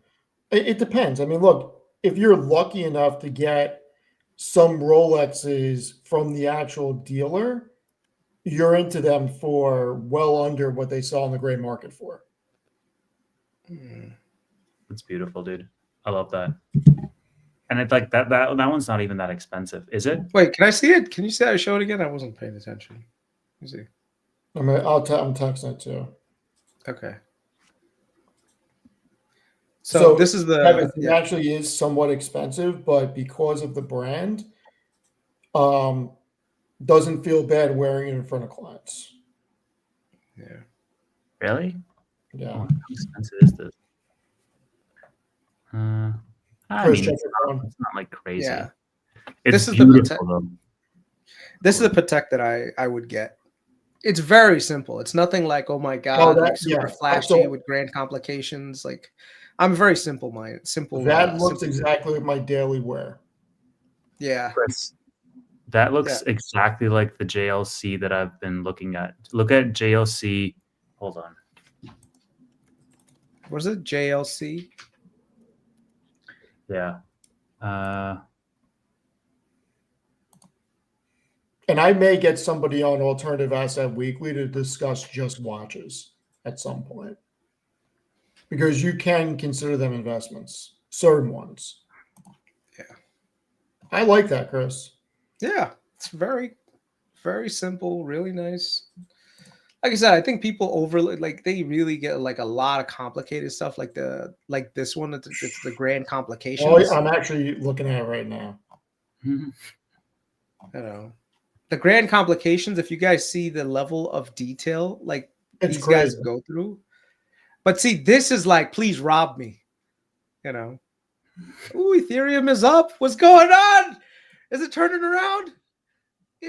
So for everybody in the chat, there is a way to quick flip certain watches, and you got to look at gray market prices. So Rolex is notorious for several, such as the GMTs, if you're into watches, the Pepsi, the Batman, the Batgirl, and the Bruce Wayne, and I guess the Hulk. They go for significantly over list on the secondary. So if you're lucky enough to get one, you'll probably be on a wait list, even though some people say it doesn't exist. If you're on a wait list for a while, you actually get it, like a Batgirl. I think the list is 11.2 or 10.8, and you can sell it for about 16.5 or 17 second you walk out of the store. Yeah. So there are ways to make money with it. I also like these APs as well. AP. Yeah, I like the Royal Oak. Yeah, that's what you're looking at. I'm not a fan of like all this other shit, but these are good. I don't know. Yeah, I like the right there. I mean, not that color, but that one right there with the chrono. Not the gold, the silver, the black one right underneath that gold one you're on. Like I like that. That's yeah. Probably get this one instead. I like this one. Yeah. How much is it? How much is an AP? A lot. 44. Oh, that's not 30. even. They're not cheap. Is that What is it? Swiss francs or something? I don't know. CHF? What's CHF? I have no idea. But the crazy thing is, Swiss francs. Dude. these were going for like 70 or 80 on the secondary market. I'm not sure where they're going for now. That's 58,000 CAD. So it's probably like what, 40,000 USD? Yeah, I think they go for 44 retail in the US. Yeah. But there's a huge upside on the secondary. So you could buy them on the private market. Yeah, for a lot more. So like if you go to supposedly, if you go to an AP and you put a down payment down, it'll take 3 or 4 years to get one. Mm-hmm. Ooh, this is the missed bought this in Japan. That's did you guys see that episode with what's his name? Grand Stefan, where he said, look, the best place to buy watches secondhand is like Japan. Yes, Because they take care of their yes. they take care of their watches really well, and they're very good with like making sure things are not counterfeit. I was like, huh, interesting. I'll send you the videos I sent Tevis. The watch market's absolutely fascinating. And there are some real investments to make in it. In what? Watches. Oh yeah. Yeah. Whenever anyone says that the watches, did you remember that scene from Pulp Fiction with what's his name? Yeah, he like shows the watch, the Christopher Walken. Yeah, Christopher Walken's like, I carried this in my ass for goddamn 7 years, but it's your birthright. Metal or something. Just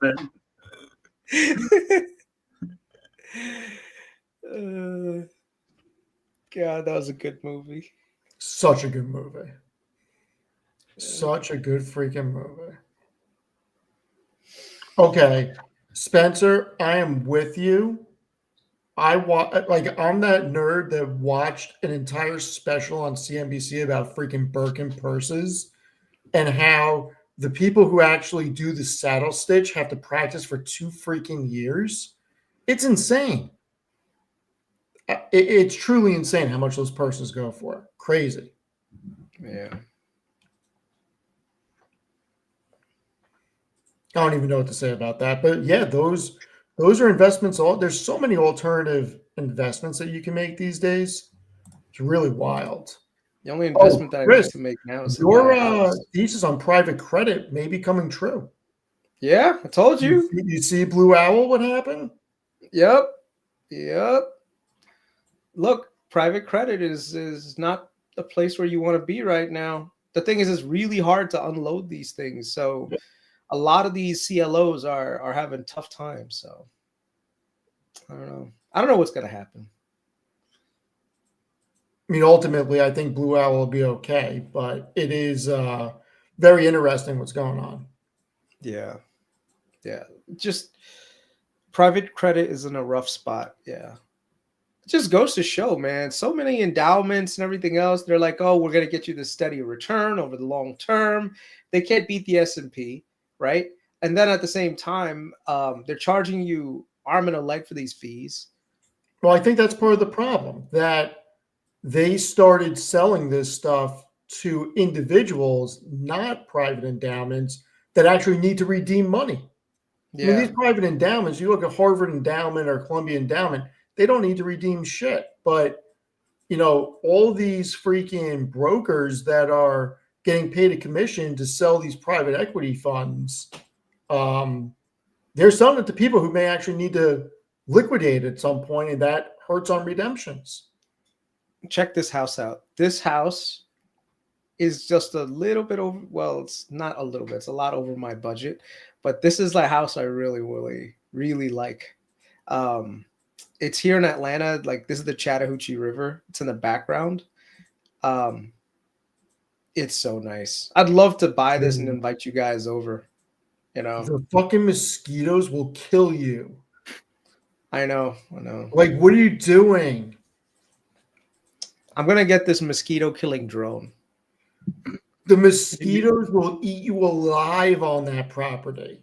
It's moving river. It's not gonna. They can't lay eggs, bro. It's fine. But it's so nice. Robert, I'm with you. The house looks like 400 mosquitoes in your bedroom in the summer. I am with you. It's a screened-in porch. Oh, listen, it's a beautiful house. I love Yeah. the inside. I would be like, I would walk outside and I would get attacked. I mean, for some reason, I'm telling you, there's drones right now that kill mosquitoes. dude, I'm gonna they get love those. my blood. They love my blood. I mean, they're like me too, but hold on, let's see. Drone mosquito. Notice how the first thing I said was mosquitoes because they absolutely love my freaking blood. Yeah, see this thing? Have you guys seen it? I have seen it shoots fire or whatever to kill mosquitoes. No. It runs into them. Yeah. What happens is it's like a really small drone that basically finds the mosquito, and then the drone just goes right in between, and the propellers just kill them. And it's like take it off. I don't want to get copyrighted. No, it's not. It's not a copyright. It's 44 subscribers, dude. Okay. Yeah, check this out. Fully autonomous deployment. I don't think this is real, by the way. This is just CGI. But I think eventually something like this is going to come around. I'll just get a whole bunch of these little guys. They just kill all the mosquitoes. Yeah, I'm not I gotta tell you, freaking mosquitoes and me do not play well together. Yeah, you need one of these drones, man. This is like such a good use of like AI and drones and everything else. Just I don't know, man. What? The amount You're of in Canada, you don't have to worry about mosquitoes. Sure, but like the amount of effort and investment and brain power to harness AI and like freaking drone technology and to use it all for killing mosquitoes is just so I don't know. Okay, do you know how much mosquitoes actually cost us? The amount of chemicals that have to be sprayed. If you go to Africa, how many people die from dengue fever and all these other things? Like here in New York, we've got West Nile virus like every other year that comes by. They have to go around. They spend hundreds of millions, if not billions of dollars killing mosquitoes. They have to. Yeah, I'd buy it. Don't get me wrong. I would buy that product. I'm just remarking on the crazy freaking world that we live in, that people have developed a product that they're like, you know what? Let's make a heat-seeking drone for mosquitoes. Like how do you even think of that?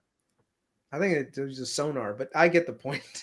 But I mean, this is the thing. Like these are the use cases for technology that no one thinks about that are actually very useful. I mean, here's a question to you. If this was like $500, would you buy a drone killing mosquito that charges itself?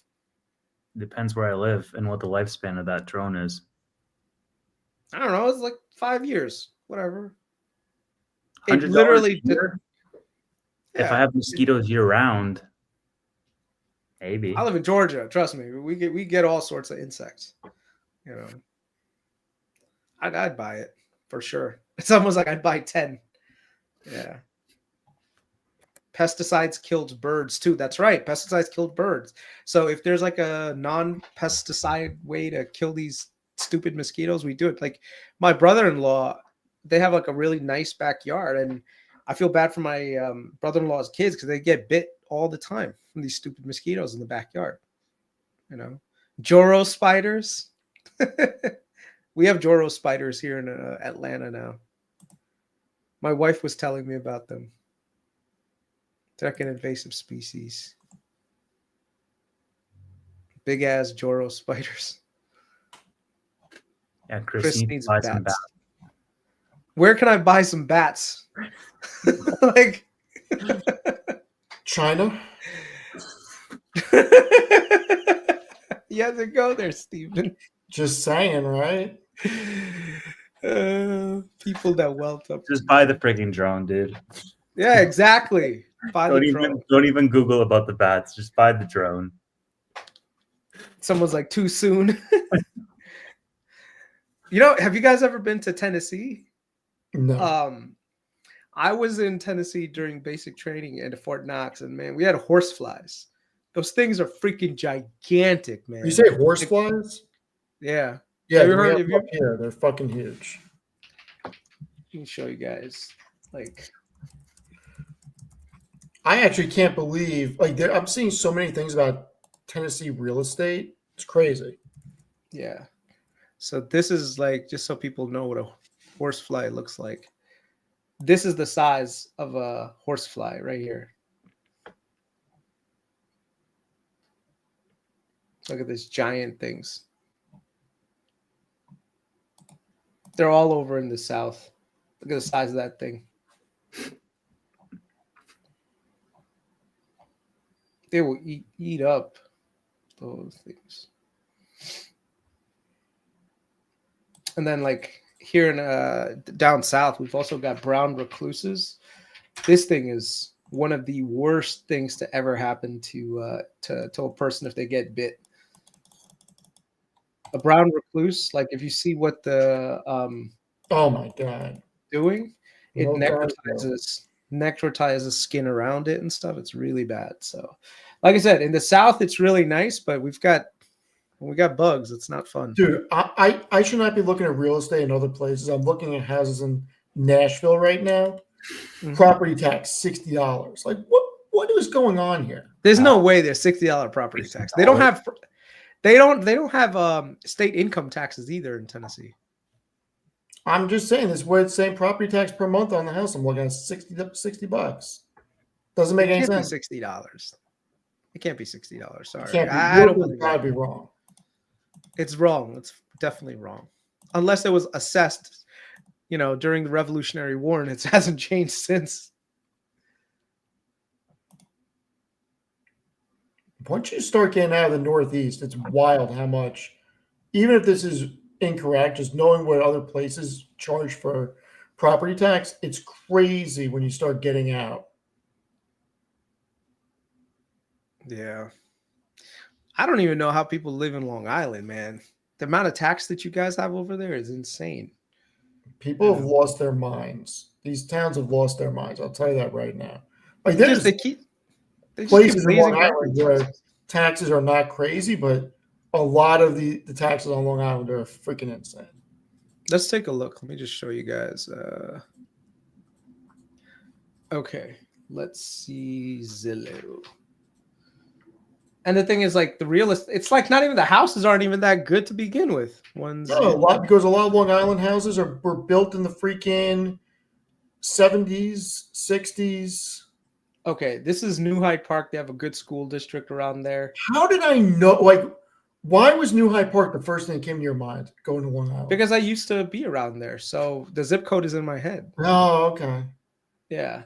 This house is worth $800,000. It's a 4-bed, 3-bath, 1,200 square feet home. Okay? Yeah, show the taxes. Yeah. Well, before we go into taxes, let's just show the house. Wait, Chris, hold on. Is New Yeah. Hyde Park considered Queens? No, No, it's right? Long Island, Okay. Nassau County. This house is $800,000. Okay, $800,000. And I promise you, they'll get that money. Where is this? New And York? New York, right? So New Hyde Park, $800,000. What do you think the property taxes on this thing are? I mean, I know what they're going to be around, so I'm not saying anything. The property taxes last time was almost $11,000 in 2021. By now, it's probably like 12, 13,000. Okay, $800,000 for this. Chris, And you got the go to yeah, Syosset. Go to a town like Syosset. Okay.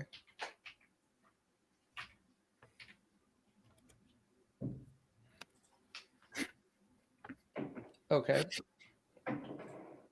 So like your average of the home over here in And this Syosset. is why I say, like, people have lost their minds. Yeah. This is actually a nice home, as you're but looking at this. 1.4 million. It's nice on the inside, but I mean, is it 1.4 nice? Dude, No. look at homes anywhere in Canada, and then this is going to look like pretty great to you guys. And then look at the property taxes on this thing. Let's see. Hold on. God damn it. Where'd it go? Just want to see the property. Oh, there we go. Property taxes. This is what, Suffolk County? No, that's still Nassau. 2021, it was $20,000 a year in property taxes. On Oh this yeah, thing. it's probably like 26 now. Yeah. Stony Brook is where I used to go to school. So let's see, Stony. That's right. You went to college out there. Yeah. Stony. There we go.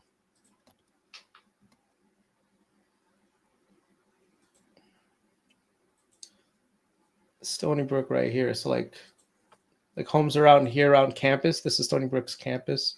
And that's even crazy to me considering how far out Stony Brook is. Dude, 1.5, but look at that thing. It looks like huge. Oh, you'll get a lot for your money out there. It's Five just, bed, 5 bath for $1 million. Like, are you kidding me? It's an old home, hold man. on. Stony Brook, when you think about where it is, you're in the middle of nowhere.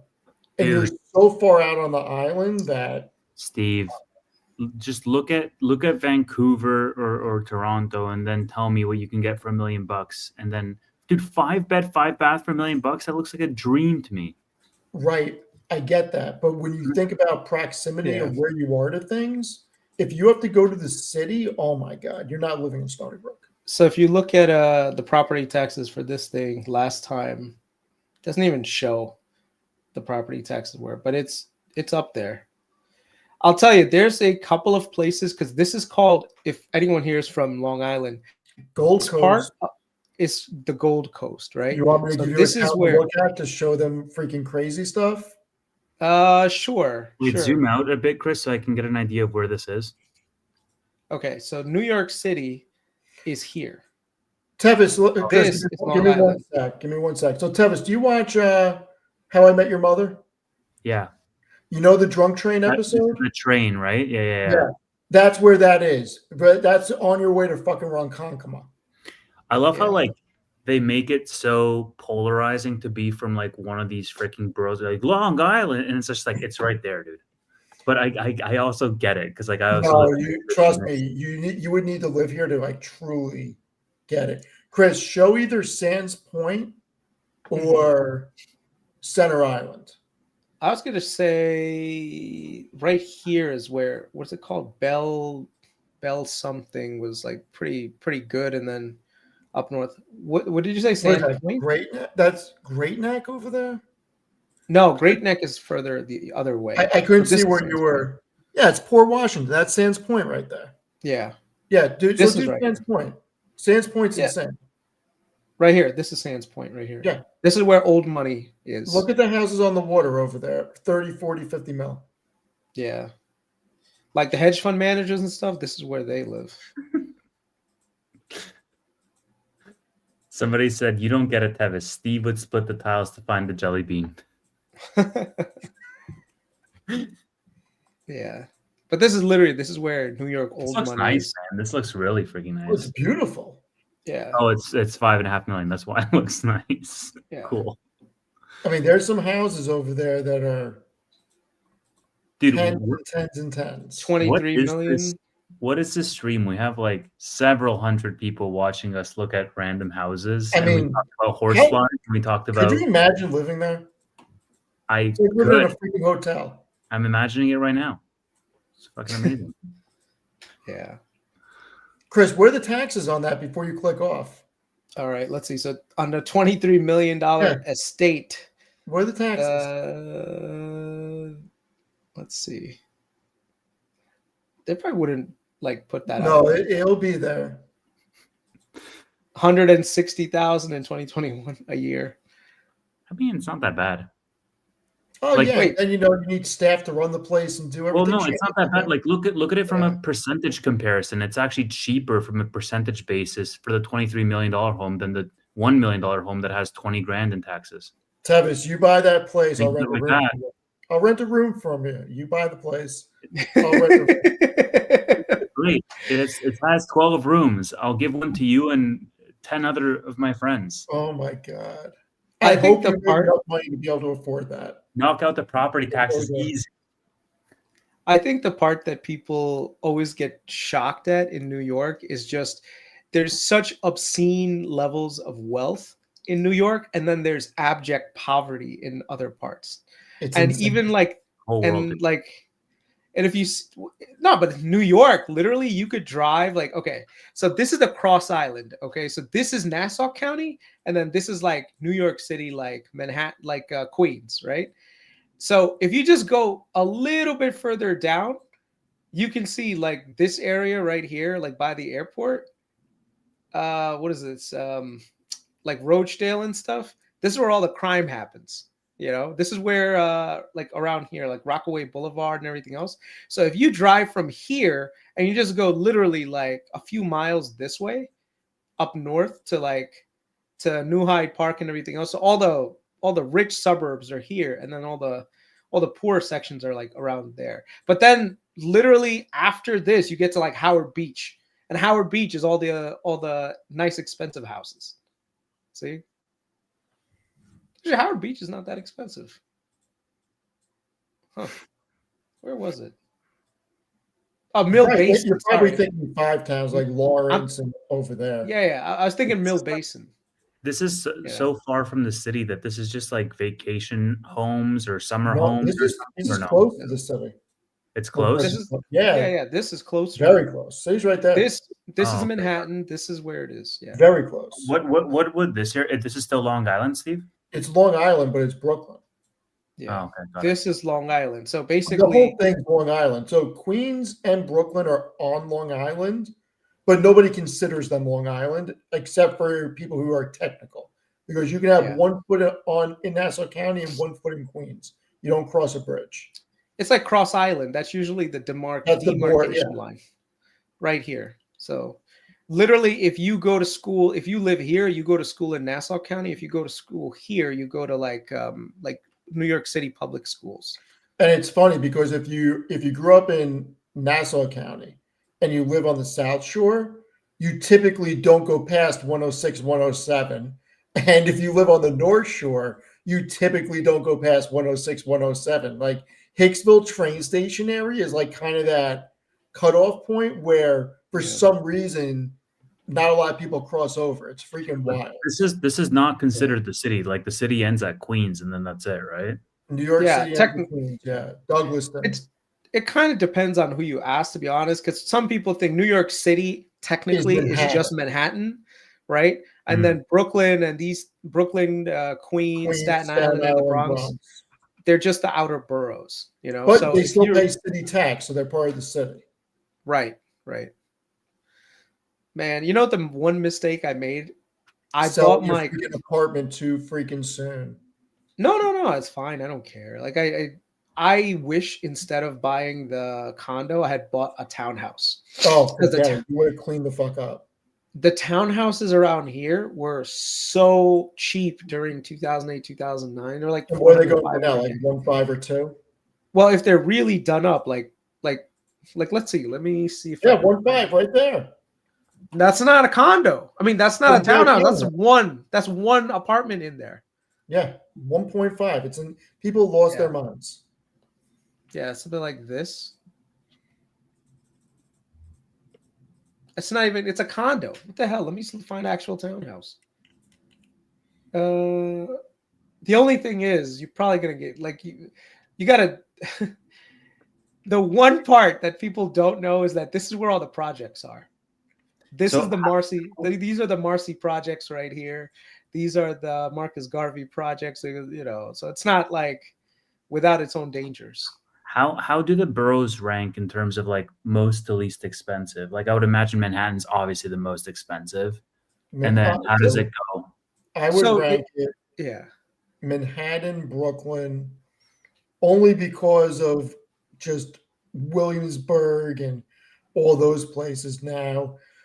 And then it depends because there's a lot of freaking money on Staten Island, believe it or not. Like a lot of money on Staten Island.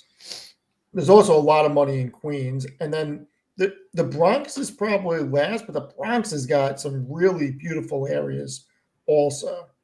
I'll give you a quick layout. So Manhattan is right here. This is where downtown is where Wall Street and all the money is. Midtown and this is where all the corporate headquarters are for a lot Upper of East Side businesses. is Manhattan, right? Yeah. This is where there's like a lot of pre-war older buildings where a lot of like what is it called? Like pretty much a lot of money lives around here. But basically all the buildings and stuff around here. If you go further up, this is East Harlem, and then this is Harlem up here. So right now, Harlem, if you go back 20 years, Let no me tell one you, wanted to live here. Harlem Yeah. has changed so much. Oh yeah. Wait, so Harlem is North Manhattan. Yes. Yes. Yeah. You know, you see American Gangster? Yeah. But so That's I thought North Manhattan was like rich, like You're like thinking rich- Westchester, crossing over the river. Yeah. dude, I don't This know. is Like this is Harlem, and then if you go further up, then you get the Bronx right here, you know. And then there are parts of the Bronx that are really really nice, but they're like really up north, and then you So- get into Westchester, which is up here.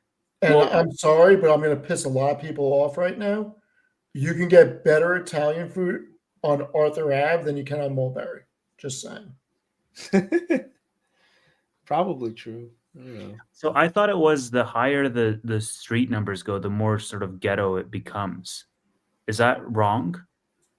I mean, if you go now, you won't notice that big of a difference because all of Harlem is gentrified, you know. Like back in the day, all of these buildings, a lot of them, you could get them for like New York City was condemning buildings and giving them away for $1. I Mhm. remember this was like 30 years ago. Around here, it was a dangerous place to be. Now you see just restaurants all over the place. Everyone is, you know, everyone's everyone. But the key to Manhattan is proximity to Central Park. Everyone loses their mind over this whole Central Which Park. it doesn't make any freaking sense to me. Yeah. It's like if you live 1 block from the park, it's like, oh my God, blah, blah, blah. But then like you go 2 blocks, it's like not that big of a thing. So like, look at this condo, $11 million. Jeez. It's kind of 11 insane million though that dollars. they've preserved Central Park this entire time without like, you know. And eating- Chris, look, do me a favor on that apartment. What is the Maintenance, maintenance per month? $8,000 HOA. Yeah. It's insane. Yeah. Now there's a lot of money that's in New York City, man. A lot of money. And then you start going down into the village and Greenwich and everything. I mean, forget it. Yeah. Tribeca? Oh my God. Back in the day, this area right here, which was like Hell's Kitchen. Oh, so that's where my everyone's- office used to be. Yeah. So everyone's like back in the day, oh, Hell's Kitchen, it must be dangerous. Like now it's like, you know, multi-million-dollar condos. Dude, down by Port Authority is still no joke, but Yeah. if you go to Hudson Yards, I mean, oh my God. What they did to Hudson Yards is beautiful. Steve, Oh, do you yeah. live in Manhattan? No comment. Let me know in the private chat. I'm kind of curious, like where you sit in this whole mix. Yeah, so Hudson Yards is right here. Now, they were thinking about building the Jet Stadium here. They If should you have. guys remember. Yeah, instead they built it in freaking East Rutherford. So it's like New York teams playing over at the freaking in Jersey. Chris, bring up a picture of Hudson Yards. Sure. Like it's legitimately crazy what they built over there. That's the Guggenheim thing.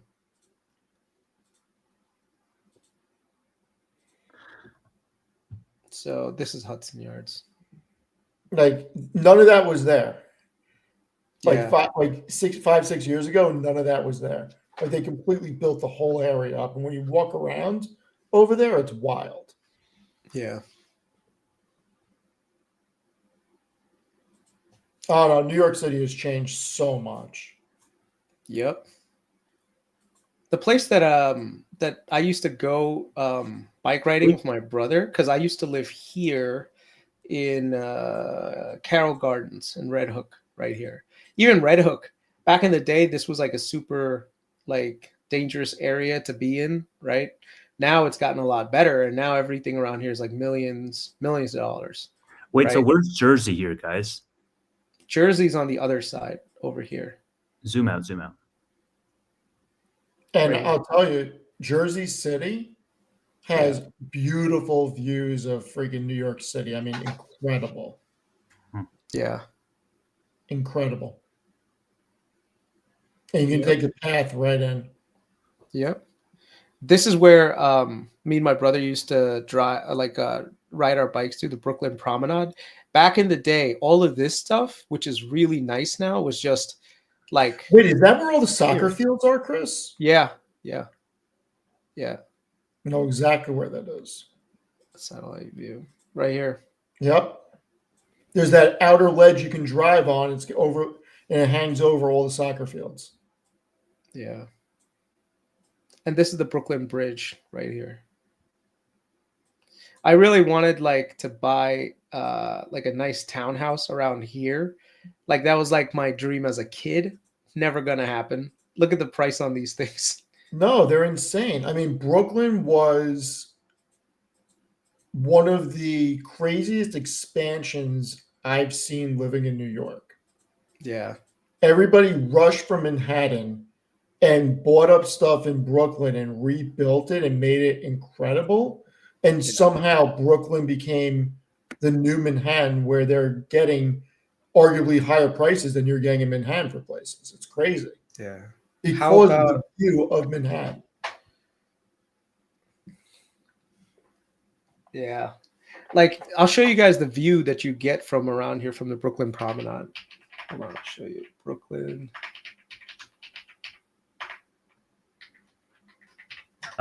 We got a user asking what our top 3 positions are. If you guys, Yep. I'm gonna get to all that stuff. Yeah. So while Kris is bringing it up, this is the Brooklyn Promenade. This is your backyard, basically. Yeah, it's crazy. Yeah, right here. So thank you, Joe's Next Cookie and Me. Love it. Thank you for everybody for the memberships. I'm late to this. What's going on with Blue Owl Capital? They are no longer doing the merger with the public BDC, Blue Owl Capital Corporation, and OBDC2. There's also people redeeming and selling their private equity fund, which is creating a whole nother thing. I'll probably do a full video on it. Pedro, thank you so much for the super chat. My 3 biggest are S&P Index Fund, Meta, NVIDIA, I think, or maybe Meta, Amazon. So I gave you 4. Yeah, for me, Verizon, because I'm being defensive. I have a lot of Brookfield Property Partners, which is just dividend income. I've got a whole bunch of bond funds. I've got the Fidelity Contra Fund, which is like the proxy for all the mega caps. I also have Carnival Cruise Lines, some spreads on that. I have Norwegian Cruise Line spreads. I've got Novo Nordisk. I've got a ton of Google spreads. I've got a ton of what other things. Let me see. Fiserv. I bought a Fiserv and a UNH. So I have a lot of UNH as well. So. You still have those UNH spreads? I sold some of them just to be smart and taking some profit, but I still have a lot. I wish I didn't have as many Webull spreads as I have right now. So, but it is what it is. It's so funny because the company's actually doing really well. Like Webull, if you look at their earnings, they just reported 50% year-over-year growth. They're opening up in so many different markets, but the market is just not a fan. So, yeah. There's a lot of competition in that space, and I think that's why they're getting overshadowed by Robinhood, SoFi, and then you look at Interactive Brokers. That's crazy valuation right now for the money. I mean, yeah, I love that valuation. Which one? Interactive Brokers. Oh yeah, I'd be curious. Love that valuation. I think eventually Webull's gonna catch up to the valuations that the other brokers are getting. It's just a matter of time. Webull and Public will get acquired and end up. We'll see consolidation in the space. I don't think Webull will, only because they have significant Chinese ownership. I didn't know that. Yeah, so Webull probably Chinese not. company. They're not a Chinese. Well, yes, they are. No matter what I say, they're a Chinese company. Chinese company. So no, they probably won't get acquired. Someone should like PayPal really does need to get into the game. I think that if they acquired one of the other brokers, they could literally synchronize their offerings and end up doing a very similar thing to Robinhood, because they need a growth engine. And the one thing I'm telling you, 10 years from now, there are going to be more people trading, doing prediction markets and everything else than there are today. I don't understand why Visa or MasterCard have not acquired PayPal at this point. Yeah. Can I ask you guys a question? Just June is like, I'm never signing up for a Chinese broker. Like, what's the apprehension to it? Like, what is it? Because it's just China?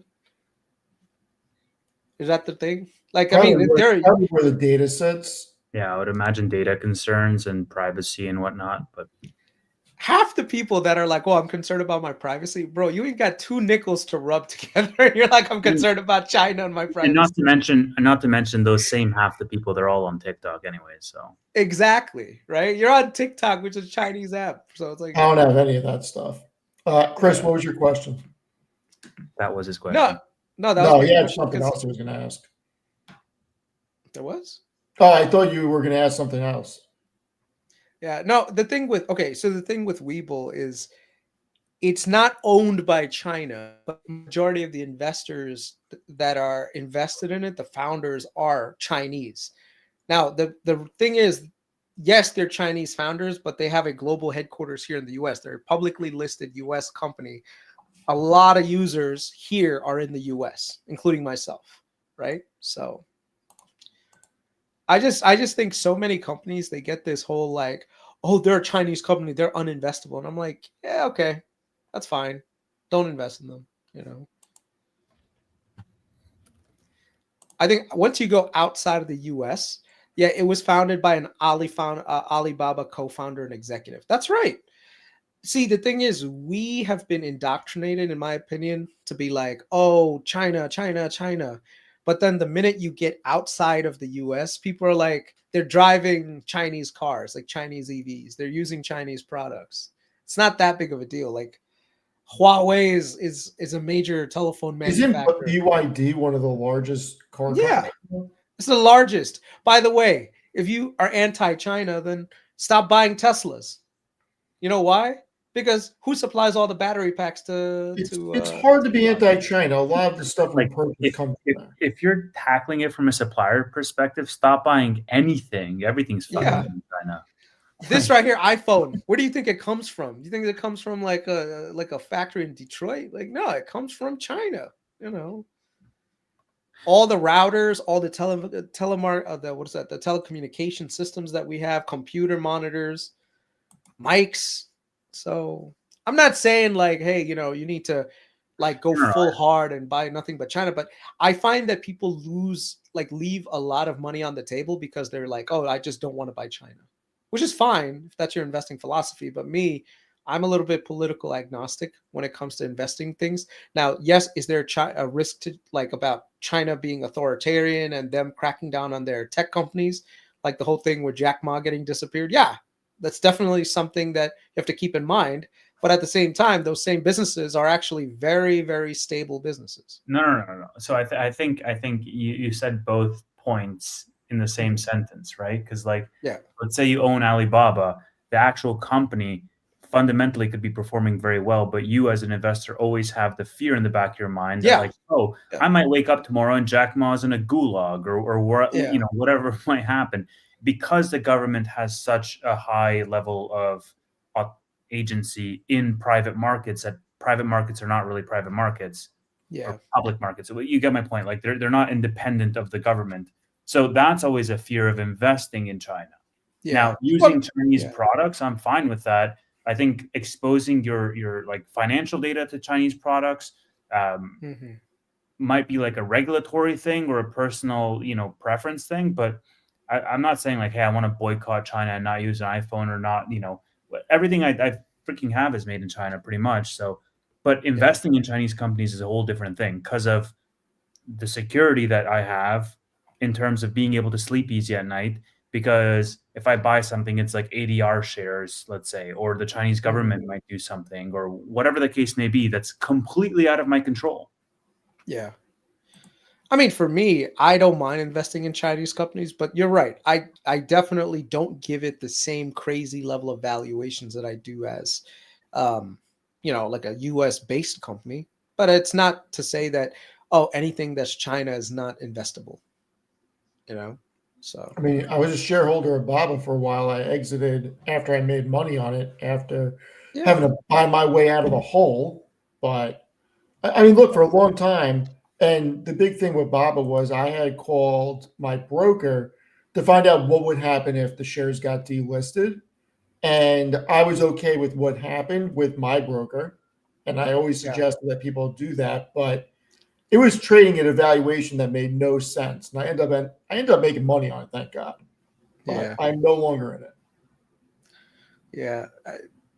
I think that, like I said, I definitely will knock some points off of companies that are primarily Chinese companies, just to have that overhang in the calculation. But that doesn't mean that I won't invest in Chinese companies if they get to a valuation that makes a lot of sense. Like if you go to David Tepper, right? Tepper, if you look at his portfolio, it's loaded to the boat with a bunch of. He does that once a stream. I'm surprised it took him that long. He does that once a freaking stream, everybody. Chinese got to him. He went to freaking share something and he hit exit. Once a freaking stream, he does it. Yeah. The government took down his stream because he was talking favorably about China. It always happens once. What have I been saying? It happens once a stream. Yeah, Kris got Jack mod. Yeah. Carry on. Let's look at some super investors, what people are invested in. Let's see. Tepper from Appaloosa.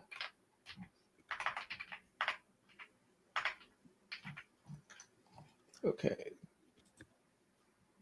So he reduced his position in Alibaba, but that's probably his biggest portfolio position, almost 15%. Let's see if there's anyone. Pollen's been buying. It's been a good amount of selling.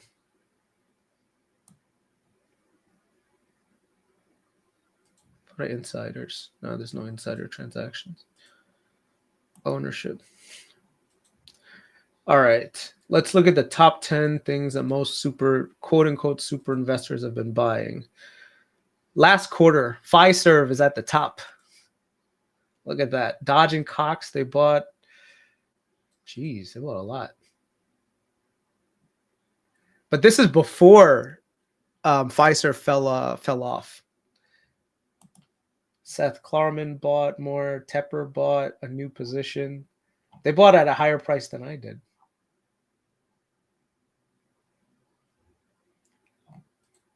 Look at this. Yeah, look at that. Whole bunch of value guys. They bought a Fiserv in the third quarter. Wait, they didn't buy in the third quarter. They bought in the second quarter. Why does it say third quarter? It was because it's reporting third quarter. But dude, Steven, definitely look at Fiserv. If you want, we can after the stream is over, we can go through the bull case for it, because I haven't written it up for my Patreon people yet, but I have to. It's not that I don't have it. I just have to put everything together and just put it. But it's worth looking at for sure. I don't have the brain capacity to do it tonight, but I will do it tomorrow. Not tonight. We'll do it tomorrow if you have some time. But the thesis is very simple with it. It's not super hard. Are we wrapping there? Yeah, I think we can. Yeah, I mean, I'm starting to fade. Get tired. Yeah. Yeah, it was a long day. I got up at 7 a.m. to go to a taekwondo tournament. So okay. Cool. Yeah. See, Fiserv is on the top 10 for the last 2 quarters. Maybe we can do this on another stream, because that could be fun. You If you guys guys want to do that I don't know what you guys call it anymore, because you guys have like White Boy Weekly on Fridays where you don't invite all the colored people. Don't you think I didn't notice? I noticed. You need some diversity in that that Friday Friday thing. I'm smiling not because of the diversity comment, but because my stupid brain, the first thing I thought about was like, fuck, White Boy Weekly sounds like a great name for a show. Oh my god. You have like the alliteration and everything, man. White Boy Weekly, bro. Get it started. Well, if you guys want to do something tomorrow afternoon, I'm around to stream. Okay. Let's see. Let me see if I can put everything together in like one concise like thing. But yeah. All right, guys. I think that's it. All right. Well, thank you everybody for joining. Tomorrow we may stream in the afternoon. We will let you know. I will be on tomorrow night, Alternative Asset Weekly. Please go follow Kris on X. Please go follow Tevis on YouTube and on X. And Wait, on a serious note, what is it called? That Friday show? What is it called? I'm sure it's not called White Boy Week. What is it? FinTech Frenzy or something like that. Next Friday, bro. They keep changing the name, so I don't know what it is. It's Like, been they- FinTech Friday. Tanner had FinTech Frenzy way back in the day. I just call it White Boy Weekly. I don't know, whatever. Because every time I go on there, I'm like, bro, it's a clan meeting. They're talking about PayPal at the clan meeting again. It's a joke, guys. Relax. Hilarious. Ha ha ha. Come on. Chill out. They're talking about PayPal at the clan. It's like, what else could they be talking about? PayPal. Oh, the racist recap.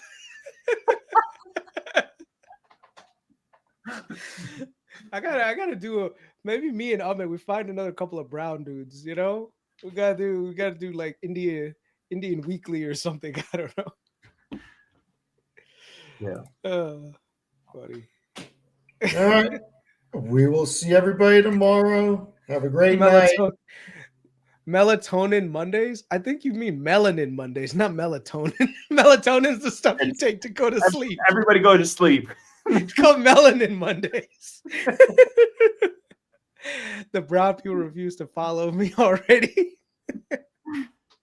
All right, guys, have a good one. Yeah. So, John, you're going to like tomorrow night. Alex and Brian Pokieni will be on. It'll be the three of us. So, tomorrow will be good. All right. See everyone later. See ya. Later, guys. Have a good one. Tevis.